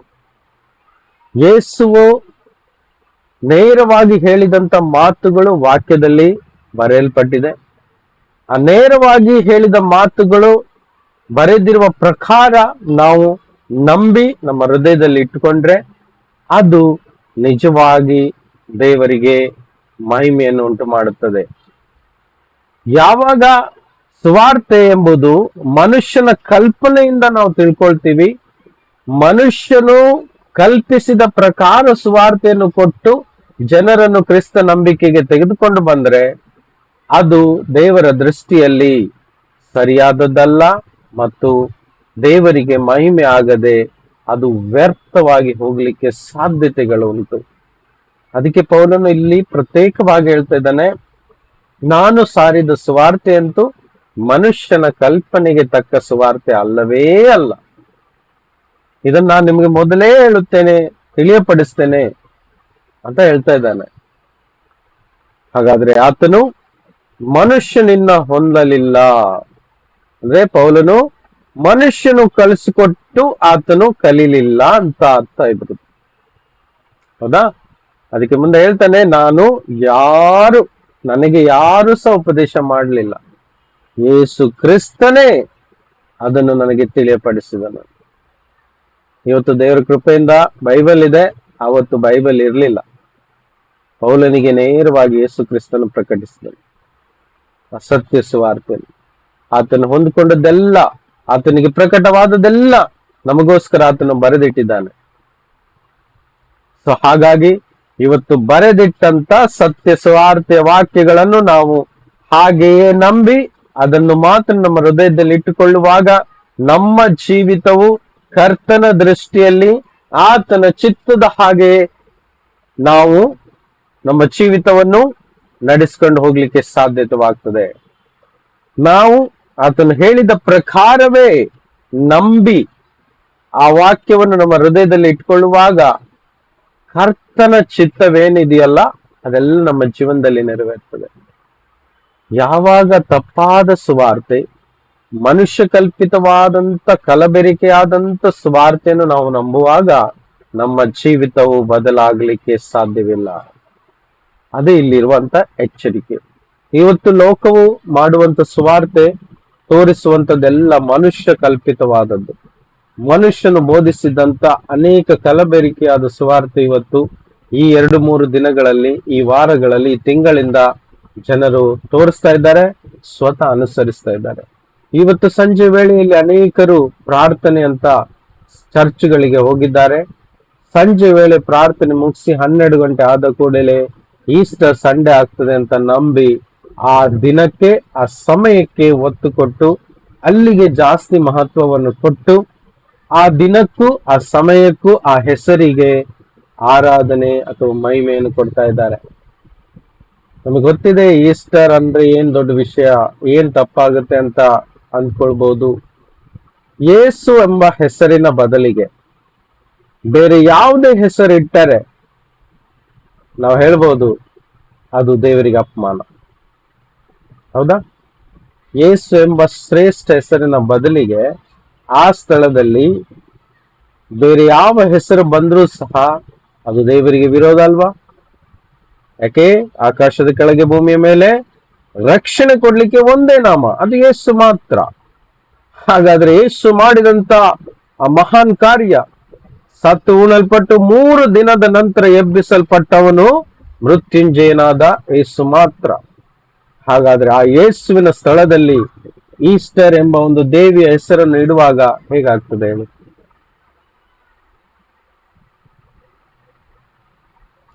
ಸಂಡೆಯ ಹೆಸರು ಇಡುವಾಗ ಹೇಗೆ ಆಗ್ತದೆ ಹೇಳಿ? ಸಂಡೇ ಅಂತ ಹೇಳಿದ್ರೆ ಸೂರ್ಯನ ಹೆಸರು, ಸೂರ್ಯನ ದಿನ ಅಂತ. ಅದಕ್ಕೋಸ್ಕರ ಮನುಷ್ಯನ ಕಲ್ಪನೆಯ ವಿಷಯಗಳನ್ನು ನಾವು ನಮ್ಮ ತಿಳುವಳಿಕೆಯನ್ನು ಮೀರಿ ನಾವೇ ನಂಬಿಬಿಟ್ರೆ ದೇವರ ದೃಷ್ಟಿಯಲ್ಲಿ ನಾವು ತಪ್ಪಿಗಸ್ತರಾಗ್ತೀವೋ ಇಲ್ವಾ? ಅದೇ ದೇವರು ನಮಗೆ ತಿಳಿಸ್ಲಿಕ್ಕೆ ಇಷ್ಟಪಡ್ತಾರೆ. ನೆನಪಿಗೆ ತಂದುಕೊಳ್ಳೋಣ, ಸತ್ಯ ಏನನ್ನೋದನ್ನ ಗಟ್ಟಿಯಾಗಿ ಇಟ್ಕೊಳ್ಳೋಣ, ಸಾರಿದ ಸುವಾರ್ತೆ ಏನೆಂಬುದನ್ನು ಅರಿತುಕೊಳ್ಳೋಣ. ಅದೇನದು ಸಾರಿದ ಸುವಾರ್ತೆ? ಅದು ಒಂದು ದಿನಗೋಸ್ಕರ ಅಲ್ಲ, ಒಂದು ಗಳಿಗೆಗೋಸ್ಕರ ಅಲ್ಲ, ಇಡೀ ಮಾನವನ ರಕ್ಷಣೆಗೋಸ್ಕರ 2000 ವರ್ಷಗಳಿಂದ ಪ್ರತಿ ದಿನ ಪ್ರತಿ ನಿಮಿಷ ಈ ಭೂಲೋಕದ ಒಂದು ಮೂಲೆಯಲ್ಲಿ ಸಾರಲ್ಪಡ್ತಾ ಇದೆ. ಪ್ರತಿ ನಿಮಿಷ, ಪ್ರತಿ ಗಂಟೆ, ಪ್ರತಿ ದಿನವೂ ಲೋಕದ ಒಂದೊಂದು ಮೂಲೆಯಲ್ಲಿ ಈ ಸುವಾರ್ತೆ ಅಂಶಗಳು ಸಾರಲ್ಪಡ್ತಾ ಇದೆ. ನಾವೇನ್ ಮಾಡ್ತೀವಿ? ಅನೇಕರು ಏನ್ ಮಾಡ್ತಾ ಇದ್ದಾರೆ? ಒಂದು ಗುಡ್ ಫ್ರೈಡೆ, ಒಂದು ಈಸ್ಟರ್ ಸಂಡೆಗೋಸ್ಕರ ಕಾಯ್ತಾ ಇರ್ತಾರೆ. ಸೊ ಇದು ಮನುಷ್ಯನು ಕಲ್ಪಿಸಿದಂತ ಸಂಗತಿಗಳು. ಹಾಗಾಗಬಾರ್ದು. ನಮ್ಮ ಯೇಸು ನಮಗೋಸ್ಕರ ಶಾಶ್ವತವಾಗಿ ಕೊಟ್ಟಂತ ಬಾಳು, ನಾವು ಆತನನ್ನು ಪ್ರತಿ ದಿನವೂ ಪ್ರತಿ ನಿತ್ಯವೂ ನೆನಪಿಸಿ ಆತನಿಗೆ ಆರಾಧಿಸ್ಬೇಕು, ಆತನಿಗೆ ಗೌರವ ಕೊಡಬೇಕು, ಆತನನ್ನು ಮಹಿಮೆ ಪಡಿಸ್ಬೇಕು. ಹೇಗೆ? ಈ ಸತ್ಯವಾದ ಸ್ವಾರ್ಥೆಯ ವಾರ್ತೆಗಳನ್ನು ನಂಬಿ ಆತನನ್ನು ಮಹಿಮೆ ಪಡಿಸ್ಬೇಕು. ಆತನನ್ನು ಆರಾಧನೆ ಮಾಡ್ಲಿಕ್ಕಿರುವಂತ ಒಂದೇ ಒಂದು ಮಾರ್ಗ, ನಾವು ಹೊಸ ಬಟ್ಟೆಗಳನ್ನು ಹಾಕಿ ಚರ್ಚಿಗೆ ಹೋದ್ರೆ ಆತನಿಗೆ ಆರಾಧನೆ ಆಗಲ್ಲ. ನಾವು ಹಬ್ಬ ಅಂತ ಹೇಳಿ ಒಳ್ಳೆ ಅಡುಗೆ ಮಾಡಿ ಊಟ ಮಾಡಿದ್ರೆ ಆತನಿಗೆ ಆರಾಧನೆ ಆಗುವುದಿಲ್ಲ. ನಾವು ಮನೆಯನ್ನು ಡೆಕೋರೇಷನ್ ಮಾಡಿದ್ರೆ ಆತನಿಗೆ ಆರಾಧನೆ ಆಗುವುದಿಲ್ಲ. ಹಬ್ಬದ ಹೆಸರು ಹೇಳಿ ಇವತ್ತು ಹಬ್ಬ ಅಂತ ತಿಳ್ಕೊಂಡ್ರೆ ದೇವರಿಗೆ ಆರಾಧನೆ ಆಗುವುದಿಲ್ಲ. ನಮ್ಮ ಹೃದಯದಲ್ಲಿ ಯೇಸುವಿಗೋಸ್ಕರ ಸ್ಥಾನ ಕೊಡ್ತೀವಿ ನೋಡಿ. ಯೇಸುವೇ, ನೀನು ನನಗೋಸ್ಕರ ಸತ್ತು ಉಣಲ್ಪಟ್ಟು 3ನೇ ದಿನ ಎದ್ದು ಬಂದಿದ್ಯಾ ಎಂದು ನಾನು ನಿನ್ನನ್ನು ನಂಬಿದ್ದೇನೆ. ಅದನ್ನು ನಾನು ದಿನಾಲು ನಂಬ್ತೇನೆ. ಈ ವಿಷಯವನ್ನು ದಿನಾಲು ನನ್ನ ನೆನಪಿಗೆ ತರ್ತೇನೆ. ನಾನು ನಿನ್ನನ್ನು ಮಹಿಮೆ ಪಡಿಸ್ತೇನೆ. ಇದೇ ನನ್ನ ಡ್ಯೂಟಿ ಸ್ವಾಮಿ, ಇದೇ ನನ್ನ ಡ್ಯೂಟಿ ಸ್ವಾಮಿ ಅಂತ ನಾವು ಹೇಳ್ತೀವಿ ನೋಡಿ. ಅದೇ ನಿಜವಾದ ಆರಾಧನೆ. ಅದೇ ನಿಜವಾಗಿ ನಾವು ಕರ್ತನಿಗೆ ಕೊಡುವಂತ ಗೌರವ ಮತ್ತು ಪ್ರೀತಿಯಾಗಿದೆ. Praise the Lord. Praise the Lord. ನೋಡಿ, ಯೇಸು ಸಹ ಲೂಕ 24:45-48 ಅಂತ ತನಕ ಓದುವ. ಇನ್ನೊಂದು ಕಡೆ ಯೇಸು ನೇರವಾಗಿ ವಾಕ್ಯವನ್ನು ಹೇಳಿದ್ದಾರೆ ನೋಡಿ.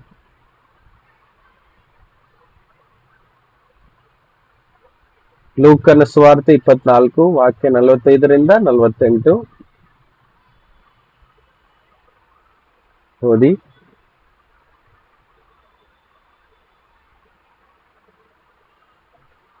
ಆಮೇಲೆ ಅವರು ಶಾಸ್ತ್ರ ವಚನಗಳನ್ನು ತಿಳುಕೊಳ್ಳುವಂತೆ ಆತನು ಅವರ ಬುದ್ಧಿಯನ್ನು ತೆರೆದು ಅವರಿಗೆ, ಕ್ರಿಸ್ತನು ಶ್ರಮೆಪಟ್ಟು ಸತ್ತು 3ನೆಯ ದಿನದಲ್ಲಿ ಜೀವಿತನಾಗಿ ಎದ್ದು ಬರುವನೆಂತಲೂ ಪಾಪ ಪರಿಹಾರಕ್ಕೋಸ್ಕರ ದೇವರ ಕಡೆಗೆ ತಿರುಗಿಕೊಳ್ಳಬೇಕೆಂಬ ಮಾತು ಯೆರೂಸಲೇಮು ಮೊದಲುಗೊಂಡು ಸಮಸ್ತ ದೇಶದವರಿಗೂ ಆತನ ಹೆಸರಿನಲ್ಲಿ ಸಾರಲ್ಪಡುವುದೆಂತಲೂ ಬರೆದಿದೆ. ಇವುಗಳ ನೋಡಿ, ವಿಷಯದಲ್ಲಿ ನೀವೇ ಸಾಕ್ಷಿ ಹೇಳುವರಾಗಿದ್ದೀರಿ ಅಂತ ಅಪೊಸ್ತಲರಿಗೆ ಹೇಳ್ತಾ ಇದ್ದಾರೆ.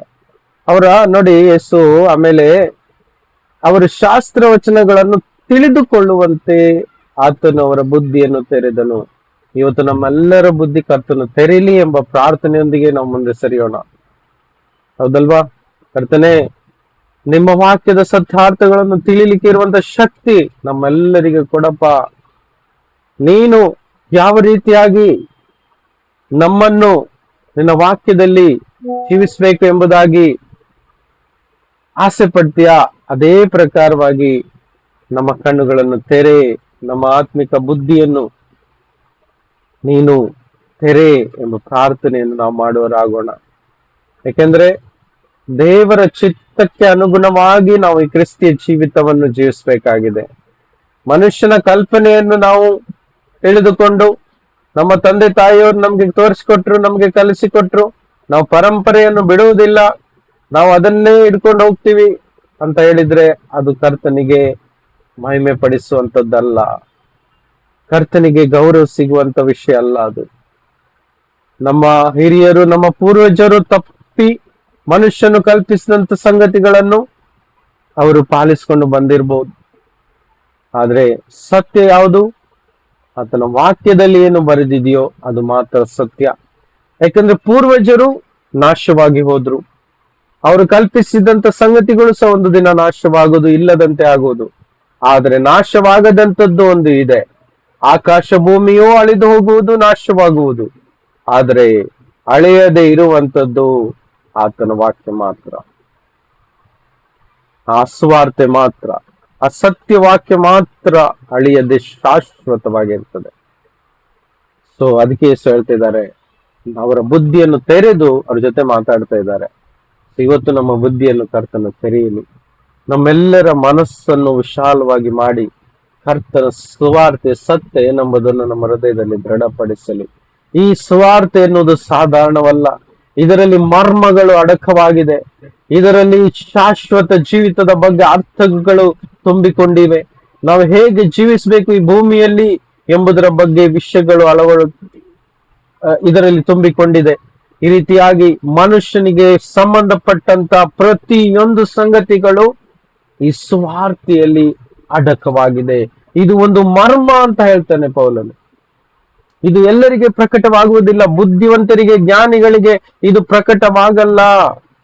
ಹಾಗಾಗಿದ್ದಿದ್ರೆ ಇವತ್ತು ಈ ಲೋಕದಲ್ಲಿರುವಂತ ದೊಡ್ಡ ದೊಡ್ಡ ಶ್ರೇಷ್ಠ ವ್ಯಕ್ತಿಗಳು, ಹೌದಾ, ಬಿಸ್ನೆಸ್ ಮ್ಯಾನ್ಗಳು, ಶ್ರೀಮಂತರು, ದೊಡ್ಡ ದೊಡ್ಡ ಎಜುಕೇಟೆಡ್ ಇದ್ದವರು, ಪೊಸಿಷನ್ ಅಲ್ಲಿ ಇದ್ದವರು, ಈ ಲೋಕದಲ್ಲಿ ಹೆಸರುವಾಸಿಗಳಾಗಿದ್ದವರು, ಇವೆಲ್ಲವರು ಹಾಗಾದ್ರೆ ಈ ಸತ್ಯ ತಿಳ್ಕೊಂಡು ರಕ್ಷಣೆ ಹೊಂದಬಹುದಿತ್ತು. ಇಲ್ಲ, ಬುದ್ಧಿವಂತರನ್ನು, ಜ್ಞಾನಿಗಳನ್ನು ದೇವರು ಮೂರ್ಖರನ್ನಾಗಿ ಮಾಡಿದ್ದಾರೆ. ಆದ್ರೆ ಏನು ತಿಳಿಯದಂತ, ಜಾಸ್ತಿ ಶಿಕ್ಷಣ ಇಲ್ಲದಂತ ಅನ್ಯರನ್ನು, ಕೀಳ ಜಾತಿಯರನ್ನು, ಯಾವುದಕ್ಕೂ ಬಾರದಂತ ಜನರನ್ನು, ನಮ್ಮಂತವರನ್ನು, ಶಿಶುಗಳಂತೆ ಇರುವವರನ್ನು ಆರಿಸಿಕೊಂಡು ಇವತ್ತು ಸುವಾರ್ತೆಯ ಮರ್ಮವನ್ನು ತಿಳಿಸಿಕೊಟ್ಟಿದ್ದಾರೆ. ಅದೇನದು? ಯೇಸು ಸತ್ತನು, ಉಣಲ್ಪಟ್ಟನು, ನಮ್ಮೆಲ್ಲರಿಗೋಸ್ಕರ, ನಂಬುವರಿಗೋಸ್ಕರ ಮೂರನೇ ದಿನ ಎದ್ದು ಬಂದಿದ್ದಾನೆ. ಆತನು ಸುರಿಸಿದ ರಕ್ತದಿಂದಲೇ ನಮ್ಮ ಪಾಪ ಕ್ಷಮೆ ಆಗ್ತದೆ, ನಮಗೆ ನಿತ್ಯ ಜೀವ, ನಿತ್ಯ ಶಾಶ್ವತ ರಾಜ್ಯ ನಮಗೆ ಸಿಗುತ್ತದೆ ಎಂಬ ಸತ್ಯ ಮರ್ಮವನ್ನು ನಮಗೆ ಪ್ರಕಟಪಡಿಸಿದ್ದಾರೆ. ಇಲ್ಲಿ ಹೇಳ್ತಾರೆ, ಕ್ರಿಸ್ತನು ಶ್ರಮೆ ಪಟ್ಟು ಸತ್ತು ಮೂರನೇ ದಿನದಲ್ಲಿ ಜೀವಿತನಾಗಿ ಎದ್ದು ಬರುವನೆಂತಲೂ, ಪಾಪ ಪರಿಹಾರಗೋಸ್ಕರ ದೇವರ ಕಡೆಗೆ ತಿರುಗಿಕೊಳ್ಳಬೇಕೆಂಬ ಮಾತು ಯೆರೂಸಲೇಮ್ ಮೊದಲುಗೊಂಡು ಸಮಸ್ತ ದೇಶದವರೆಗೂ ಆತನ ಹೆಸರಿನಲ್ಲಿ ಸಾರಲ್ಪಡುವಂತೆ ಬರೆದಿದೆ.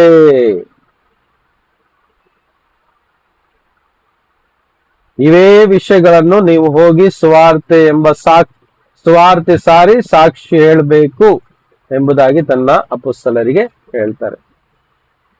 ಸಮಸ್ತ ದೇಶದಲ್ಲಿಯೂ ಏನನ್ನು ಸಾರಬೇಕು? ಈ ಸುವಾರ್ತೆಯನ್ನು ಸಾರಬೇಕು. ಅದ್ಯಾವ ಸುವಾರ್ತೆ? ಯೇಸು ಸತ್ತದ್ದು ಯಾಕೆ? ಶ್ರಮಪಟ್ಟು ಸತ್ತದ್ದು ಯಾಕೆ? ಅದು ನಮ್ಮ ಪಾಪ ಪರಿಹಾರಗೋಸ್ಕರ. ಮೂರನೇ ದಿನದಲ್ಲಿ ಎದ್ದು ಬಂದಿದ್ದು ಯಾಕೆ? ನಮಗೆ ನಿತ್ಯ ಜೀವ ಕೊಡುವುದಕ್ಕೋಸ್ಕರ, ನಮ್ಮನ್ನು ಸಹ ಮರಣದಿಂದ ಪುನರುತ್ಥಾನಗೊಳಿಸುವುದಕ್ಕೋಸ್ಕರ ಯೇಸು ಸತ್ತು ಉಣಲ್ಪಟ್ಟು ಮೂರನೇ ದಿನ ಎದ್ದು ಬಂದದ್ದು. ಈ ವಿಷಯವನ್ನು ಇಡೀ ಲೋಕಕ್ಕೆ ಪ್ರತಿ ದಿನ ಪ್ರತಿ ನಿಮಿಷ ನಾವು ಸಾರುತ್ತಲೇ ಇರಬೇಕೆಂಬುದೇ ಯೇಸುವಿನ ಆಜ್ಞೆಯಲ್ಲಿದೆ. ಯಾರ ಹೆಸರಲ್ಲಿ? ಯೇಸುವಿನ ಹೆಸರಿನಲ್ಲಿ, ಆತನ ಹೆಸರಿನಲ್ಲಿ ಸಾರಲ್ಪಡಬೇಕು. ಅಂದ್ರೆ ಯೇಸು ಒಬ್ಬನೇ ಲೋಕ ರಕ್ಷಕನು ಎಂಬುದಾಗಿ ಸಾರಬೇಕು. ಯಾವ ಹೆಸರು ಸಾರಬೇಕು? ಯೇಸು ಎಂಬ ಹೆಸರು ಸಾರಲ್ಪಡಬೇಕು. ಇವತ್ತೇನು ಸಾರಲ್ಪಡ್ತಾ ಇದೆ? ಎಲ್ಲರ ಹತ್ರ ಕೇಳಿ, ನಿನ್ನೆ ಯಾವ ದಿನವಾಗಿತ್ತು? ಯೇಸುವಿನ ಬಗ್ಗೆ. ಆದ್ರೂ ಸಹ ಗುಡ್ ಫ್ರೈಡೆ ಎಂಬ ಹೆಸರೇ ಹೆಚ್ಚು ಸಾರಲ್ಪಡ್ತದೆ. ನಾಳೆ ದಿನ ಯಾವುದ್ರ ಬಗ್ಗೆ ಸಾರಲ್ಪಡ್ತದೆ? ಈಸ್ಟರ್ ಸಂಡೇ ಎಂಬ ವಿಷಯ ಬಗ್ಗೆ ಸಾರಲ್ಪಡ್ತದೆ. ಇದು ದುಷ್ಟನು ಮಾಡಿದಂತ ತಂತ್ರ. ಇದು ದುಷ್ಟನು ಹೂಡಿದಂತ ತಂತ್ರಗಳು. ಇದು ಕ್ರಿಸ್ತನಿಗೆ ವಿರೋಧಿಗಳು ಮಾಡಿದಂತ ಕೆಲಸ. ಇದು ಯೇಸು ಹೇಳಿದನು, ಕ್ರಿಸ್ತ ವಿರೋಧಿಗಳು ಬರ್ತಾರೆ, ನನ್ನ ಹೆಸರಿನಲ್ಲಿ ಅನೇಕರು ಬರ್ತಾರೆ. ಅವರೆಲ್ಲ ಕಟ್ಟಿಟ್ಟಂತ ಕಲ್ಪನೆಗಳು ಇವೆಲ್ಲ. ನಮಗೆ, ನಾವು ಹುಟ್ಟಿ ಒಂದು 40, 50, 60, 70 ವರ್ಷದವರು ನಮ್ಮ ಮಧ್ಯದಲ್ಲಿ ಇದ್ದೇವೆ. ಇವಾಗ ನಮಗೇನ್ ಅನ್ಸ್ತದೆ? ನಾವು ಜೀವಿಸುವ ಕಾಲಾವಧಿಯಲ್ಲಿ ಏನೇನ್ ನಡೆದಿದೆ ಅದೇ ಮಾತ್ರ ನಮ್ಮ ಕಣ್ಣೆದುರಲ್ಲಿ ಇರ್ತದೆ. ಆದ್ರೆ 2000 ವರ್ಷಗಳಲ್ಲಿ ಏನೆಲ್ಲ ದುಷ್ಟನು ಮಾಡಿ ಹಾಕಿದ್ದಾನೆ, ಈ ಸುವಾರ್ತೆಯ ಸತ್ಯವನ್ನು ಹೇಗೆ ಮರಚಿ ಅದರಲ್ಲಿ ಕಲಬೆರಿಕೆ ಮಾಡಿದ್ದಾನೆ ಎನ್ನುವುದು ನಮಗೆ ಇವತ್ತು ಅದು ಅರ್ಥ ಆಗ್ಲಿಕ್ಕೆ ಸ್ವಲ್ಪ ಕಷ್ಟ ಆಗ್ತದೆ. ಯಾಕಂದ್ರೆ 100 ವರ್ಷಗಳ ಕಳೆದೋಯ್ತು. ಇವತ್ತೇನು ಆಗ್ತಾ ಇಲ್ಲ ನಮ್ಮ ಎದುರಲ್ಲಿ, ಆದ್ರೆ ಆಗುವಂತದ್ದೆಲ್ಲ ಮೊದಲೇ ಆಗ್ಬಿಟ್ಟಿದೆ. ಹೌದಾ? ಸೊ ಗುಡ್ ಫ್ರೈಡೆ, ಈಸ್ಟರ್ನೆಲ್ಲ ಸಿಂಪಲ್ ಆಗಿ ತೆಗೆದುಕೊಂಡು ಬಿಡ್ತೀವಿ. ಆದ್ರೆ ಮೊದಲಿದ್ದಂತ ಶುದ್ಧವಾದ ಸುವಾರ್ತೆ, ಪ್ಯೂರ್ ಗಾಸ್ಪೆಲ್, ಟ್ರೂ ಗಾಸ್ಪೆಲ್, ಸತ್ಯ ಸುವಾರ್ತೆಯನ್ನು ಕಲಬೆರಿಕೆ ಮಾಡಿ ಬೇರೆ ಬೇರೆ ವಿಧವಾದ ಹೆಸರುಗಳು, ದಿನಗಳನ್ನೆಲ್ಲ ನೇಮಿಸಿ ಕ್ರಿಸ್ತ ವಿರೋಧಿಗಳು ಏನ್ ಮಾಡಿಬಿಟ್ರು? ಸುವಾರ್ತೆಯನ್ನು ಬೇರೆ ತರದ ಸುವಾರ್ತೆಯನ್ನಾಗಿ ಮಾಡಿಬಿಟ್ರು. ಇವತ್ತು ಮನುಷ್ಯನು ಕಲ್ಪಿಸಿದಂತ ಸುವಾರ್ತೆಯನ್ನೇ ಅನೇಕರು ನಂಬ್ತಾ ಇದ್ದಾರೆ ಅಲ್ವಾ? ಯೇಸು ಗುಡ್ ಫ್ರೈಡೆ ಸತ್ತದ್ದು ಅನ್ನೋದಕ್ಕೆ ಯಾವ ಪ್ರೂಫ್ ಬೈಬಲ್ ಅಲ್ಲಿ ಇಲ್ಲ. ಅದನ್ನು ಇನ್ನೂ ಸಹ ಡಿಸ್ಕ್ಲೋಸ್ ಮಾಡಕ್ ಹೋದ್ರೆ ಅದು ಫ್ರೈಡೇನೆ ಯೇಸು ಸ್ವಾಮಿ ಮರಣ ಹೊಂದಿದ್ ಅಲ್ಲವೇ ಅಲ್ಲ, ವಾಕ್ಯದ ಪ್ರಕಾರ ನೋಡಕ್ ಹೋದ್ರೆ. ಯಾಕೆ? ವಾಕ್ಯದ ಪ್ರಕಾರ ಯೇಸು ಸ್ವಾಮಿ 3 ಹಗಲು 3 ರಾತ್ರಿ ಭೂಮಿ ಒಳಗಡೆ ಇರಬೇಕಿತ್ತು ಅಲ್ವಾ? ಯೋನನು ಹೇಗೆ 3 ಹಗಲು 3 ರಾತ್ರಿ ಮೀನನ ಒಳಗಡೆ ಇದ್ದನೋ, ಅದೇ ರೀತಿ ಯೇಸು ಕ್ರಿಸ್ತನು ಸಹ 3 ಹಗಲು 3 ರಾತ್ರಿ ಭೂಮಿಯ ಒಳಗಡೆ, ಭೂಮಿಯ ಗರ್ಭದಲ್ಲಿ ಇರಬೇಕಿತ್ತು ಎಂಬ ಸತ್ಯವನ್ನು ಯೇಸು ಸ್ವತಃ ಮತ್ತಾಯನ ಸುವಾರ್ತೆ 12ನೇ ಅಧ್ಯಾಯದಲ್ಲಿ ಹೇಳಿದ್ದಾರೆ ಅಲ್ವಾ? 42ನೇ ವಾಕ್ಯದಲ್ಲಿ ಓದಿದ್ರೆ ಅಲ್ಲಿ ಗೊತ್ತಾಗ್ತದೆ. ಈ ಸತ್ಯವನ್ನು ಯೇಸು ಸ್ವಾಮಿ ಸ್ವತಃ ಹೇಳಿದ್ದಾರೆ. ಹಾಗಿರುವಾಗ 3 ಹಗಲು 3 ರಾತ್ರಿ ಅಂತ ಹೇಳಿದ್ರೆ 72 ಗಂಟೆಗಳ ಕಾಲ.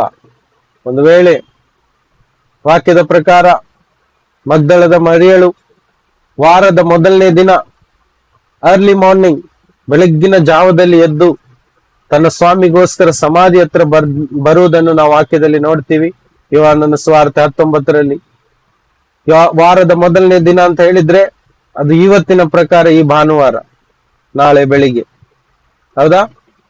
ವಾರದ ಮೊದಲನೇ ದಿನ. ವಾರದ 7ನೇ ದಿನ ಅಂತ ಹೇಳಿದ್ರೆ ಇವತ್ತು, ನಿನ್ನೆ ಸಂಜೆಯಿಂದ ಇವತ್ತು ಸಂಜೆ 6 ಗಂಟೆ ತನಕ ವಾರದ 7ನೇ ದಿನ, ಶಬ್ಬತ್ ದಿನ ಅಥವಾ ಈ ಕೊನೆಯ ದಿನ ಅಂತ ಹೇಳ್ಬೋದು. ಅದು ವಾಕ್ಯದ ಪ್ರಕಾರ ದಿನಗಳಾಗಿದ್ದು. ಹಾಗಾದ್ರೆ 72 ತಾಸು ಹಿಂದೆ ತೆಗೆದುಕೊಂಡ್ರೆ ನಮಗೆ ಅರ್ಥ ಆಗುತ್ತೆ ಬುಧವಾರ ದಿನದ ಸಂಜೆ ವೇಳೆಯಲ್ಲಿ ಯೇಸು ಸ್ವಾಮಿಯನ್ನು ಶಿಲುಬೆಗೆ ಏರಿಸಿದ್ದಾರೆ ಎಂಬುದಾಗಿ. ಸೊ ಇಷ್ಟು ಸಿಂಪಲ್ ಆದಂತ ಸಂಗತಿಯನ್ನು ಇಡೀ ಲೋಕಕ್ಕೆ ಮರಳು ಮಾಡಿ ಯೇಸುವಿನ ಮರಣ, ಯೇಸುವಿನ ಪುನರುತ್ಥಾನವನ್ನು ಗುಡ್ ಫ್ರೈಡೆ ಮತ್ತು ಈಸ್ಟರ್ ಎಂಬ ದೇವಿಯ ಹೆಸರಲ್ಲಿ ಕೆಟ್ಟ ಒಂದು ಸ್ತ್ರೀಯ, ಕೆಟ್ಟ ಒಂದು ದೇವಿ ಅಷ್ಟೋರಿತ್ ಎಂಬ ದೇವಿಯ ಹೆಸರಿನಲ್ಲಿ ಈಸ್ಟರ್ ಸಂಡೆಯನ್ನು ಕೊಂಡಾಡ್ತಾ ಇದ್ದಾರೆ ನಾಳೆ. ಅದಕ್ಕೋಸ್ಕರ ನಾವು ಹುಷಾರಾಗಿರ್ಬೇಕು. ಯೇಸು ನಮಗೋಸ್ಕರ ಶ್ರಮೆ ಪಟ್ಟು, ಯೇಸು ನಮ್ಮ ಪಾಪಗಳಿಗೋಸ್ಕರ ತಾನೇ ಸ್ವತಃ ಸತ್ತು 3ನೇ ದಿನ ಎದ್ದು ಬಂದದ್ದು ನಮ್ಮನ್ನು ರಕ್ಷಣೆ ಮಾಡ್ಲಿಕ್ಕೆ.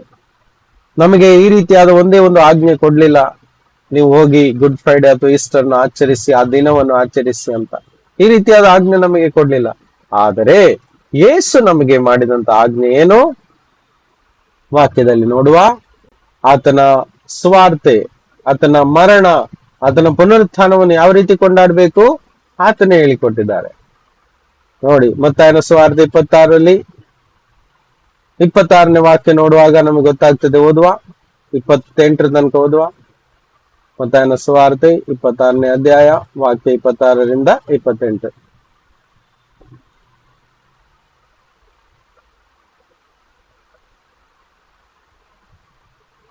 ಅವರು ಊಟ ಮಾಡುತ್ತಿರುವಾಗ ಯೇಸು ರೊಟ್ಟಿಯನ್ನು ತೆಗೆದುಕೊಂಡು ದೇವರ ಸ್ತೋತ್ರ ಮಾಡಿ ಮುರಿದು ಶಿಷ್ಯರಿಗೆ ಕೊಟ್ಟು, ತಕೊಳ್ಳಿರಿ, ತಿನ್ನಿರಿ, ಇದು ನನ್ನ ದೇಹ ಅಂದನು. ಆಮೇಲೆ ಪಾತ್ರೆಯನ್ನು ತೆಗೆದುಕೊಂಡು ಸ್ತೋತ್ರ ಮಾಡಿ ಅವರಿಗೆ ಕೊಟ್ಟು, ಇದರಲ್ಲಿರುವುದನ್ನು ಎಲ್ಲರೂ ಕುಡಿಯಿರಿ, ಇದು ನನ್ನ ರಕ್ತ, ಇದು ಒಡಂಬಡಿಕೆಯ ರಕ್ತ, ಇದು ಪಾಪಗಳ ಕ್ಷಮೆಗಾಗಿ ಬಹು ಜನರಿಗೋಸ್ಕರ ಸುರಿಸಲ್ಪಡುವ ರಕ್ತ. ಆಮೇಲೆ ಇದನ್ನು ನಮಗೆ ಸೆಲೆಬ್ರೇಟ್ ಮಾಡ್ಲಿಕ್ಕೆ ಹೇಳಿದ್ದಾರೆ.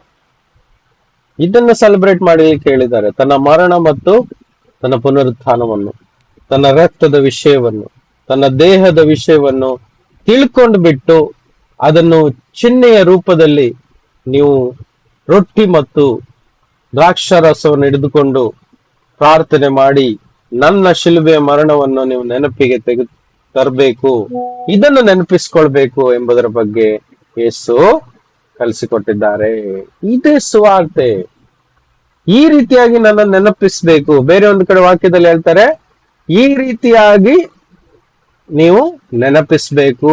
ಲೂಕನ ಸುವಾರ್ತೆಯಲ್ಲಿ ಹೇಳಿದ್ದಾರೆ, ಈ ರೀತಿಯಾಗಿ ನನ್ನ ಮರಣವನ್ನು ನೆನಪಿಸಿರಿ.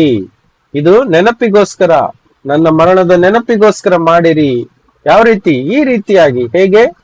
ಪಾನಪಾತ್ರೆಯನ್ನು ರೊಟ್ಟಿಯನ್ನು ತೆಗೆದುಕೊಂಡು ನಾವು ಒಂದಾಗಿ ಸೇರಿ ಮುರಿಯುವಾಗ ಯೇಸುವಿನ ಶಿಲುಬೆ ಮರಣ ಪುನರುತ್ಥಾನವನ್ನು ನಾವು ನೆನೆಸ್ತೀವಿ. So this is the greatest thing. ಇದು ಅತಿ ಶ್ರೇಷ್ಠವಾದ ಸಂಗತಿ ನಾವು ಸಭೆಯಾಗಿ ಸೇರುವಾಗ ಮಾಡುವಂಥದ್ದು. ಇದಕ್ಕೆ ಯಾವ ದಿನವನ್ನು ಹೇಳಲಿಲ್ಲ ಯೇಸು ಸ್ವಾಮಿ. ವರ್ಷಕ್ಕೆ ಒಮ್ಮೆ ಮಾತ್ರ ನೆನಪಿಸ್ಲಿಕ್ಕೆ ಹೇಳಲಿಲ್ಲ. ವರ್ಷ ಬೇಕಾದಷ್ಟು ಬರ್ತಾ ಇರುತ್ತೆ, ಹೋಗ್ತಾ ಇರುತ್ತೆ. ಆದ್ರೆ ನಾವು ಬದುಕುವ ಪ್ರತಿ ದಿನದಲ್ಲಿ ಅಥವಾ ಯಾವಾಗೆಲ್ಲ ನಾವು ಸೇರ್ತೀವಿ, ಇದನ್ನು ಮಾಡುವಾಗ ದೇವರಿಗೆ ಮಹಿಮೆ ಆಗ್ತದೆ. ಇದನ್ನು ನನ್ನ ನೆನಪಿಗೋಸ್ಕರ ಮಾಡಿರಿ ಅಂತ ಯೇಸು ಹೇಳ್ಕೊಟ್ಟು ಹೋಗಿದ್ದಾರೆ. ಸೊ ನಾವು ಇವತ್ತು ನೆನಪಲ್ಲಿ ಇಟ್ಕೊಳ್ಬೇಕಾದಂತ ಸಂಗತಿ, ವರ್ಷಕ್ಕೆ ಒಮ್ಮೆ ಅಲ್ಲ, ನಮಗೆ ಸಮಯ ಸಿಗುವಾಗೆಲ್ಲ, ನಮ್ಮ ನೆನಪಿಗೆ ಬರುವಾಗಲೆಲ್ಲ ನಮ್ಮ ಹೃದಯದಲ್ಲಿ ಯೇಸುವಿನ ಮರಣ, ಆತನ ಹೂಣಲ್ಪಡುವಿಕೆ, ಆತನ ಪುನರುತ್ಥಾನವನ್ನು ನಾವು ಯಾವಾಗಲೂ ನೆನಪಿಟ್ಕೊಳ್ಬೇಕು. ಯೇಸುವಿನ ರಕ್ತ ನಮಗೋಸ್ಕರ ಸುರಿಸಲ್ಪಟ್ಟದ್ದು, ಅದು ನಾವು ಮಾಡಿದಂತ ಪಾಪದ ನಿಮಿತ್ತವಾಗಿ ಎಂಬ ವಿಷಯಗಳು ಹೃದಯದಲ್ಲಿ ಯಾವಾಗಲೂ ಧ್ಯಾನದಲ್ಲಿ ಬರ್ತಾ ಇರಬೇಕು. ಮತ್ತು ಇದಕ್ಕೋಸ್ಕರ ನಾವು ಸ್ತೋತ್ರವನ್ನು ಹೇಳ್ತಾ ಇರಬೇಕು. ಯೇಸುವೇ ಸ್ತೋತ್ರ ಅಪ್ಪ, ನನಗೋಸ್ಕರ ನೀನು ಶ್ರಮೆ ಪಟ್ಟಿಯ, ಕಷ್ಟಪಟ್ಟಿಯ, ನೀನು ಹೂಣಲ್ಪಟ್ಟಿದೀಯ, ಮರಣ ಹೊಂದಿದೀಯ ಮತ್ತು ಪೂರ್ಣ ದಿನ ನೀನು ಎಬ್ಬಿಸಲ್ಪಟ್ಟಿಯ ಎಂಬುದಾಗಿ ನಾವು ಪದೇ ಪದೇ ನೆನೆಸುವಾಗ, ನೆನಪಿಗೆ ತರುವಾಗ ದೇವರಿಗೆ ಆರಾಧನೆ ಆಗ್ತದೆ. ಯೇಸು ಹೇಳಿದ್ದಿದೆ, ಇದನ್ನು ನೀವು ನೆನಪಿಗೆ ತನ್ನಿ, ಆವಾಗ ದೇವರಿಗೆ ಮಹಿಮೆ ಆಗ್ತದೆ. ಅದನ್ನು ಬಿಟ್ಟು ಬೇರೆ ಏನಾದ್ರೂ ಮಿಶ್ರಿತಗೊಂಡರೆ, ಕಲಬೆರಿಕೆ ಆಗಿದ್ರೆ ಅದು ದೇವರಿಗೆ ಅಪಮಾನ. ಅದಕ್ಕೋಸ್ಕರ ಒಂದು ಶಬ್ದ ಸಾಕು ದೇವರ ದೃಷ್ಟಿಯಲ್ಲಿ ಮಿಶ್ರಿತವಾಗ್ಲಿಕ್ಕೆ ಅಥವಾ ಅಪಮಾನ ಆಗ್ಲಿಕ್ಕೆ, ಹೌದಲ್ವಾ? ಯಾಕಂದ್ರೆ ಅಷ್ಟು ಶ್ರೇಷ್ಠವಾದ ಹೆಸರು ಅದು. ಯೇಸು ಎಂಬ ಹೆಸರಲ್ಲಿ ಒಂದು ಕೆಟ್ಟ ಹೆಸರನ್ನು ಹಾಕಿದ್ರೆ ಅದು ಎಷ್ಟು ಮಾತ್ರಕ್ಕೂ ಪರಲೋಕಕ್ಕೆ ಅಪಮಾನ. ಹೇಳಿ ನೋಡೋಣ, ಹೇಗೆ ಹಾಕ್ಲಿಕ್ಕೆ ಸಾಧ್ಯ? ಹೇಗೆ ಆ ನಾಮ ಎತ್ತಲಿಕ್ಕೆ ಸಾಧ್ಯ? ಈಸ್ಟರ್ ಎಂಬ ನಾಮ. ಸ್ವಲ್ಪ ಆಳವಾಗಿ ಯೋಚನೆ ಮಾಡಿ ನೋಡಿ. ಪರಲೋಕವು ಪರಿಶುದ್ಧತೆಯಿಂದ ತುಂಬಿಕೊಂಡದ್ದು. ಪರಲೋಕದಲ್ಲಿರುವ ರಾಜಾದಿರಾಜನು ಪರಿಶುದ್ಧನಾಗಿರುವನು. ಆತನಿಗೆ ಅಲ್ಲಿರುವಂತ ಎಲ್ಲ ದೇವದೂತರುಗಳು ಈ ರೀತಿಯಾಗಿ ಆರಾಧಿಸ್ತಾರೆ. ನೀನು ಪರಿಶುದ್ಧನು, ಪರಿಶುದ್ಧನು, ಪರಿಶುದ್ಧನು, ನೀನು ಮಹಿಮೆಗೂ ಸಾಮರ್ಥ್ಯಗೂ ಯೋಗ್ಯನಾಗಿದ್ದೀಯಾ. ಹೌದಾ? ನೀನು ರಾಜಾದಿರಾಜನು, ಪ್ರಭುಗಳ ಪ್ರಭು ಎಂಬುದಾಗಿ ಆರಾಧಿಸುವಾಗ ನೀನು ದೇವರ ಕುರಿಮರಿಯು, ನಿನ್ನ ಹೆಸರು ಶ್ರೇಷ್ಠವಾದದ್ದು, ನಿನ್ನೆ ಇದ್ದವನು, ಇವತ್ತು ಇರುವವನು, ನಾಳೆ ಬರುವಾತನು ಎಂಬ ಹೆಸರಿರುವಾಗ, ಆದಿಯು ಅಂತ್ಯನು ಎಂಬ ಹೆಸರಿರುವಾಗ, ಆ ಹೆಸರು ಶ್ರೇಷ್ಠವಾದದ್ದು ಅಂತ ಹೇಳುವಾಗ, ಆ ಯೇಸು ಎಂಬ ಹೆಸರಿನ ಬದಲಿಗೆ ಈಸ್ಟರ್ ಮತ್ತು ಫ್ರೈಡೆಯನ್ನು ಹೇಗೆ ಹಾಕ್ಲಿಕ್ಕೆ ಸಾಧ್ಯ? ನಮ್ಮ ಸ್ವಂತ ಹೆಸರಿನ ಜೊತೆಗೆ ಒಂದು ಕೆಟ್ಟ ಹೆಸರನ್ನು ಜೋಡಿಸಿದ್ರೆ ಹೇಗೆ ಆಗ್ತದೆ? ಅನೇಕರ ಕಣ್ಣುಗಳು ತೆರೆಯಲ್ಪಡಬೇಕು. ಯೇಸು ಎಂಬ ಶ್ರೇಷ್ಠ ಹೆಸರಿನ ಜೊತೆ ಅಥವಾ ಅದರ ಬದಲಿಗೆ ಅಷ್ಟು ಪರಿಶುದ್ಧ ಹೆಸರಿನ ಬದಲಿಗೆ ಇವತ್ತು ದುಷ್ಟನು ಏನ್ ಮಾಡಿದಾನೆ? ಕೆಟ್ಟ ಹೆಸರನ್ನು ಹಾಕಿದ್ದಾನೆ. ಈಸ್ಟರ್ ಎಂಬುದು ಒಂದು ನಗ್ನ ದೇವತೆ, ಅನ್ಯ ದೇವತೆ. ಅದು ಅದರ ಹೆಸರದು ಈಸ್ಟರ್. ಬೈಬಲಿಗೂ ಕ್ರೈಸ್ತತ್ವಕ್ಕೂ ಯಾವುದೇ ಸಂಬಂಧ ಇಲ್ಲ. ಸೊ ಇನ್ನೂ ಸಹ ಅರ್ಥ ಮಾಡಿಕೊಳ್ಳದೇ ಇರುವಂತ ಅನೇಕ ಕ್ರೈಸ್ತರು ಈಸ್ಟರ್, ಹ್ಯಾಪಿ ಈಸ್ಟರ್ ಅಂತ ನಾಳೆ ಮೆಸೇಜ್ ಮಾಡ್ಕೊಳ್ತಾರೆ ಒಬ್ರಿಗೊಬ್ರು. ಸೊ ದೇವರಿಗೆ ಮಹಿಮೆ ಆಗ್ತದ ಅಥವಾ ಅಪಮಾನ ಆಗ್ತದ? ಇದೇ ಒಂದು ಕನ್ಸರ್ನ್ ನಮ್ಮೆಲ್ಲರ ಮಧ್ಯದಲ್ಲಿ ಇರಬೇಕು. ಇದನ್ನ ನಾವು ನೆನಪಿಗೆ ತಂದ್ಕೊಂಡಿದ್ದು ಕಾರಣ ದೇವರಿಗೆ ಮಹಿಮೆ ಪಡಿಸ್ಬೇಕು. ನಾವು ಸತ್ಯ ತಿಳ್ಕೊಂಡು ಯಾವುದು ತಪ್ಪಾಗಿದೆಯೋ ಅದನ್ನು ದೂರ ಮಾಡಬೇಕು, ಸರಿಯಾದದನ್ನು ಹಿಡ್ಕೊಂಡು ಕರ್ತನಿಗೆ ಪೂರ್ಣವಾದ ಪರಿಶುದ್ಧವಾದ ಆರಾಧನೆ ನಾವು ಸಲ್ಲಿಸಬೇಕು. ಅದರಲ್ಲಿ ಸತ್ಯ ಮತ್ತು ನೀತಿ ತುಂಬಿಕೊಂಡಿರ್ಬೇಕು. ನಾವು ಮಾಡುವಂತ ಪ್ರತಿಯೊಂದು ಕಾರ್ಯದ ಮೂಲಕ ದೇವರಿಗೆ ಮಹಿಮೆ ಆಗ್ಬೇಕು ಅಂತ ವಾಕ್ಯ ಕಲಿಸ್ತದೆ. ನೀವು ಮಾಡುವುದರೆಲ್ಲವುಗಳ ಮುಖಾಂತರ ದೇವರಿಗೆ ಮಹಿಮೆ ಆಗ್ಬೇಕು. ಕೊಲೋಸಿ 3:23 ಹೇಳ್ತದೆ, ನೀವು ಮಾಡುವಂತದ್ದೆಲ್ಲವುಗಳ ಮುಖಾಂತರ ದೇವರಿಗೆ ಮಹಿಮೆ ಆಗ್ಬೇಕು.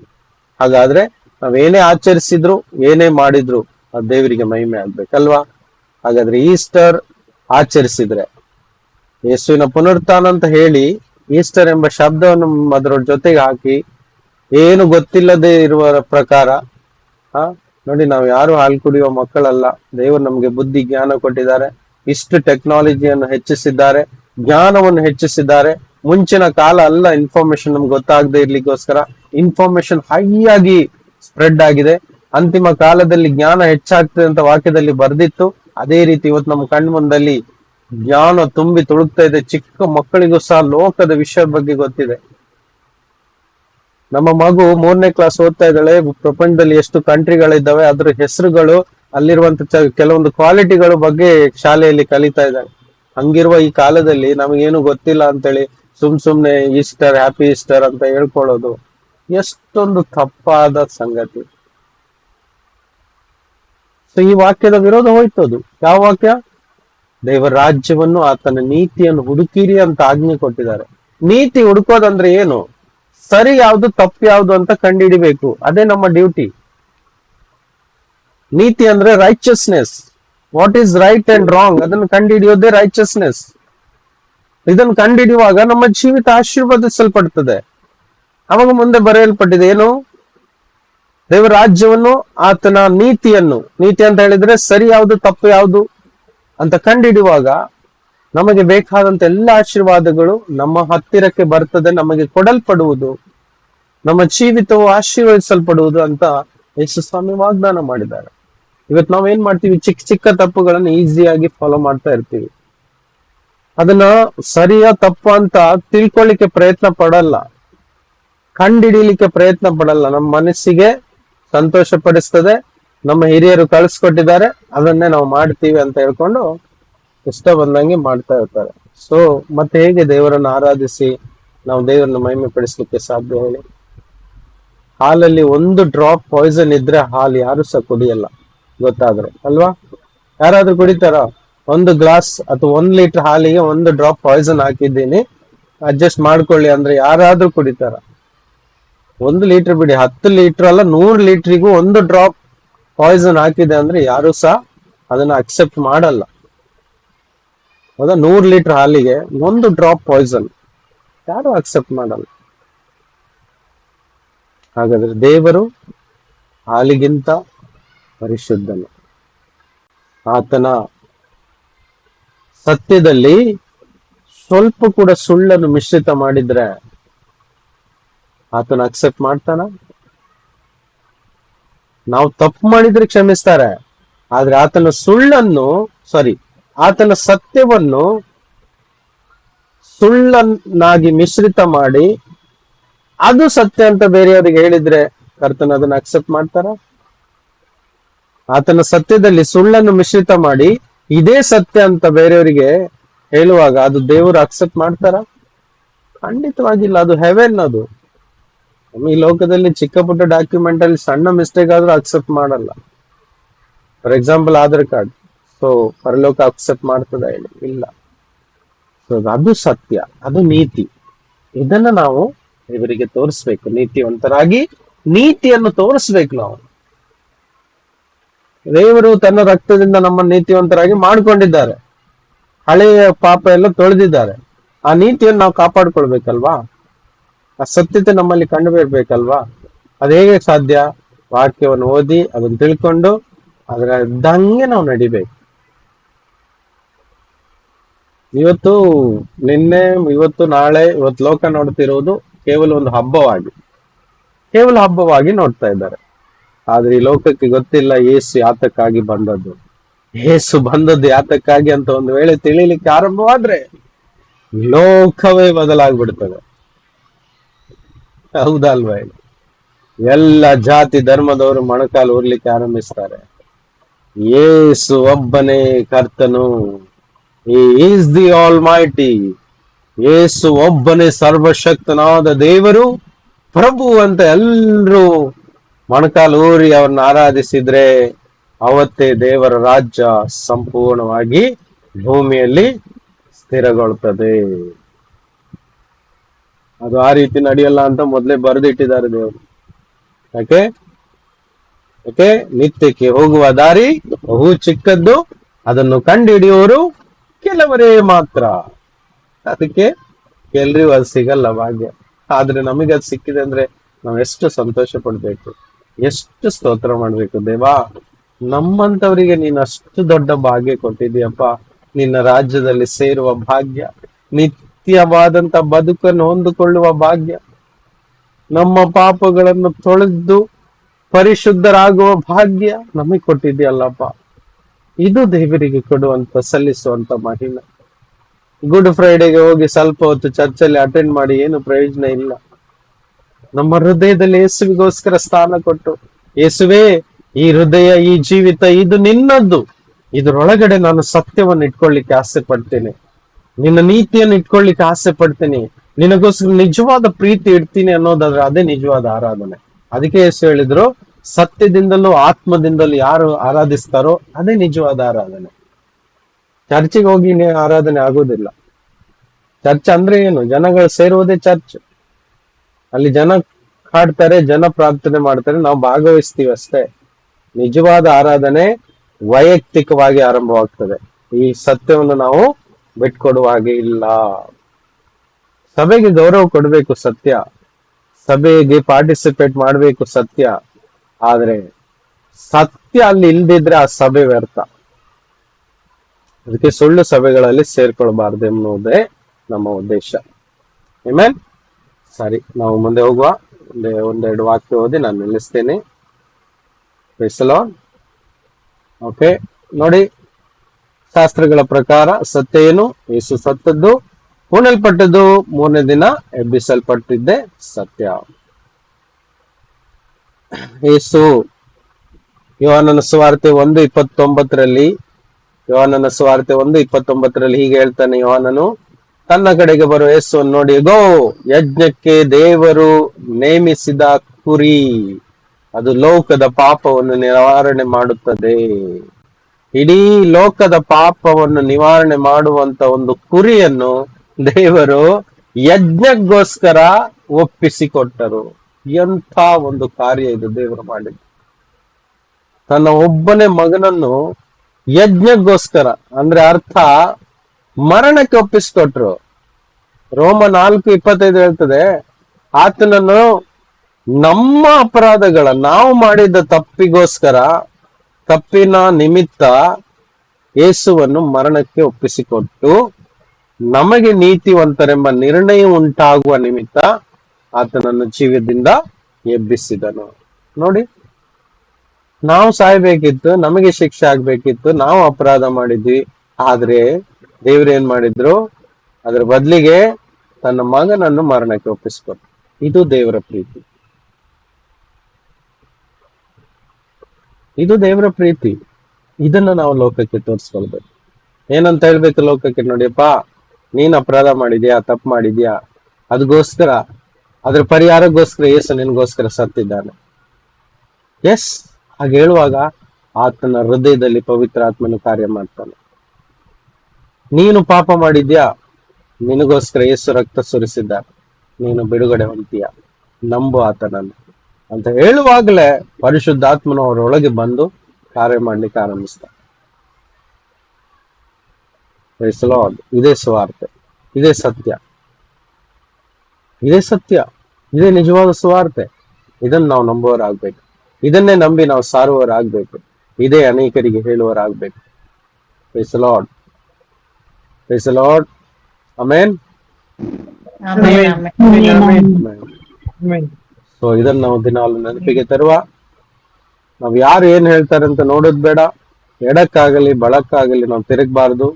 ನೇರವಾಗಿ ಹೇಗೆ ಸತ್ಯ ನಮಗೆ ದೇವರು ತೋರಿಸ್ಕೊಡ್ತಾರೋ, ಪ್ರಕಟಗೊಳಿಸ್ತಾರೋ ಒಮ್ಮೆ ಅದನ್ನ ಹಿಡ್ಕೊಂಡು ಹೋಗ್ಬೇಕು. ಇವತ್ತು ನಾನು ನಂಬಿರುವ ಈ ಸತ್ಯ, ನಾನು ಒಂದು ವೇಳೆ ಸಭೆಯ ಹಿರಿಯರೋ ಅಥವಾ ಸಭೆ ಕಲಿಸ್ಕೊಟ್ಟಿದ್ದೋ ಅಥವಾ ನನ್ನ ಪೂರ್ವಜರು ಕಲಿಸ್ಕೊಟ್ರೋ, ನನ್ನ ತಂದೆ ತಾಯಿ ಕಲಿಸ್ಕೊಟ್ಟಿದ್ದು ಅಂತ ನಾನು ನಂಬಿದಿದ್ರೆ ಇವತ್ತು ನಾನು ಹಾಳಾಗಿ ಹೋಗ್ತಿದ್ದೆ. ನಾನು ಯಾರನ್ನು ನಂಬಲಿಲ್ಲ, ಎಲ್ಲರನ್ನು ಬಿಟ್ಟು ಯೇಸು ಹೇಳಿದ್ದು ಮಾತ್ರವನ್ನು ನಂಬಿದೆ. ಅದಕ್ಕೆ ಯೇಸು ಹೇಳಿದ್ದರು, ನನ್ನ ನಿಮಿತ್ತವಾಗಿ ತನ್ನ ತಂದೆ ತಾಯಿ ಆಗಲಿ, ನನ್ನ ಒಡ ಹುಟ್ಟಿದವರಾಗಲಿ, ಯಾರೇ ಆಗಲಿ, ಅವರನ್ನು ಬಿಡದೆ ನನ್ನನ್ನು ಪ್ರೀತಿ ಮಾಡ್ಲಿಕ್ಕೆ ಆಗುದಿಲ್ಲ ಅಂತ ಹೇಳಿ. ಎಲ್ಲ ಬಿಡ್ಬೇಕು. ಸಭೆ ಆಗ್ಲಿ, ಸಭೆಯ ದೊಡ್ಡವರಾಗ್ಲಿ, ಚಿಕ್ಕವರಾಗ್ಲಿ, ಎಲ್ಲ ಸ್ಥಾನ ಮಾನ ಎಲ್ಲ ಬಿಟ್ಟು ಯೇಸುವಿನ ಹಿಂದೆ ಬರದ ಹೊರತು ಆತನು ಯೇಸುವಿನ ಶಿಷ್ಯನಾಗ್ಲಿಕ್ಕೆ ಸಾಧ್ಯನೇ ಇಲ್ಲ ಅಂತ ಹೇಳಿದ್ದಾರೆ. ಸೊ ಇದೆ, ನಾವು ಒಬ್ಬಂಟಿಗರಾಗಿ ಯೇಸುವನ್ನು ಹಿಂಬಾಲಿಸಬೇಕು ನಮ್ಮ ಜೀವನದಲ್ಲಿ. ಅದೇ ಯೇಸುವಿಗೆ ಇಷ್ಟ. Praise the Lord. ದೊಡ್ಡ ಹಿಂಡು ಇರುವಲ್ಲಿ ಯೇಸು ಇದ್ದಾರೆ ಅಂತ ತಿಳ್ಕೊಳ್ಬೇಡಿ. ಯೇಸು ಒಂದು ಗುರಿಗೋಸ್ಕರ ಎಲ್ಲಿ ಬೇಕಾದ್ರೂ ಒಬ್ಬರೇ ಬರ್ತಾರೆ. ಹಿಂಡದ್ದಲ್ಲಿಯೇ ಬರ್ಬೇಕಂತ ಇಲ್ಲ. 1-2-3 ಜನ ಸೇರಿದ್ರೆ ಅಲ್ಲಿ ಯೇಸು ಇದ್ದಾರೆ. ಅದೇ ಸತ್ಯ, ಅದೇ ಸತ್ಯ. ಯೇಸುವೇ ಸತ್ಯ, ಆತನ ಮಾತೇ ಸತ್ಯ. ಆತನ ಬಿಟ್ಟು ಬೇರೆ ಯಾವ ಸತ್ಯ ಇಲ್ಲ ಈ ಲೋಕದಲ್ಲಿ. ಆತನ ಬಾಯಿಂದ ಹೊರಡಿದ ಮಾತು ಮಾತ್ರ ಸತ್ಯ. ಅದು ಮಾತ್ರ ಶಾಶ್ವತವಾಗಿ ಉಳಿತದೆ. ಆಕಾಶ ಭೂಮಿ ನಾಶವಾಗ್ಬಿಡ್ತದೆ, ಇಡೀ ಸಂಗತಿಗಳು ನಾಶವಾಗ್ತದೆ. ಯೇಸು, ಆತನ ಮಾತು ಶಾಶ್ವತವಾಗಿ ಉಳಿತದೆ. ಆತನನ್ನು ನಂಬುವವರು ಮಾತ್ರ ಶಾಶ್ವತವಾಗಿ ಉಳಿತಾರೆ.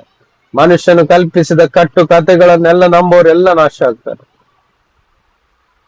ನಾವು ಈ ಸತ್ಯವನ್ನು ಬಿಟ್ಟುಕೊಡದೆ ಹೃದಯದಲ್ಲಿ ಗಟ್ಟಿಯಾಗಿ ಇಟ್ಕೊಂಡು ಕರ್ತನನ್ನು ನೀತಿಯಿಂದಲೂ ಸತ್ಯದಿಂದಲೂ ನಾವು ಆರಾಧಿಸ್ತಾ ಇರೋಣ, ಮಹಿಮೆ ಪಡಿಸ್ತಾ ಇರೋಣ.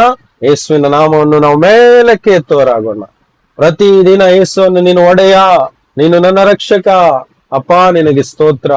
ನಿನ್ನನ್ನು ಬಿಟ್ರೆ ಈ ಭೂಲೋಕದಲ್ಲಿ ಯಾವುದೇ ಸಂಗತಿ ದೊಡ್ಡದಲ್ಲ. ನೀನೇ ಫಸ್ಟ್, ನೀನೇ ಲಾಸ್ಟ್. ಯೇಸುವೆ ನೀನೇ ಫಸ್ಟ್, ನೀನೇ ಲಾಸ್ಟ್. ಅದು ಅವರೇ ಹೇಳ್ಕೊಟ್ಟಿದ್ದು. I am the first and the last. ನಾನೇ ಮೊದಲು, ನಾನೇ ಆರಂಭ, ನಾನೇ ಅಂತಿಮ ಅಂತ. ಯೇಸುವಿನ ಹಿಂದೆ ಅಥವಾ ಮುಂದೆ ಬೇರೆ ಯಾರು ಇಲ್ಲ, ಬೇರೆ ಯಾವ ಸಂಗತಿನೂ ಇಲ್ಲ. ಯೇಸು ಹೇಳಿದ್ದೆ ಫಸ್ಟ್, ಯೇಸು ಹೇಳಿದ್ದೆ last. That's all. Praise the Lord. Amen. ಕರ್ತನಿಗೆ ಮಹಿಮೆ ಆಗ್ಲಿ. ಬನ್ನಿ ಪ್ರಾರ್ಥನೆ ಮಾಡುವ. ಪರಲೋಕವನ್ನು ಭೂಲೋಕವನ್ನು ಸೃಷ್ಟಿಸಿದಂತ ನಮ್ಮ ಮಹಾಯಾಜಕನು, ರಾಜನು, ಸರ್ವಶಕ್ತನು, ಪರಾಕ್ರಮಿಯು, ಸತ್ಯವಂತನು, ನೀತಿವಂತನು ಆಗಿರುವಂತ ಯೇಸುವೆ, ನಿಮಗೆ ವಂದನೆಗಳು, ನಿಮಗೆ ಸ್ತೋತ್ರವು. ನಿಮ್ಮ ಮುಂದೆ ನಾವು ತಗ್ಗಿಸ್ತೇವಪ್ಪ ಸ್ವಾಮಿ. ನಾವು ಸಹ ಬಲಹೀನರು, ನಮ್ಮಲ್ಲಿ ಸಹ ಕೊರತೆಗಳಿದ್ದಾವೆ ತಂದೆ.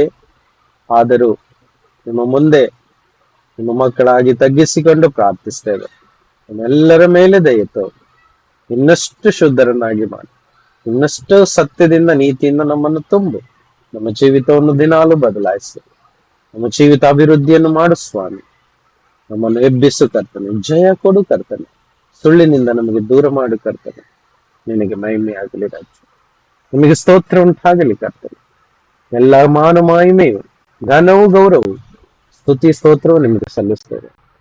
ಎಲ್ಲ ಪ್ರಾರ್ಥನೆಯನ್ನು ಯೇಸುವಿನ ನಾಮದಲ್ಲಿ ಮಾಡುವರಾಗಿದ್ದೇವೆ. ಆಮೆನ್.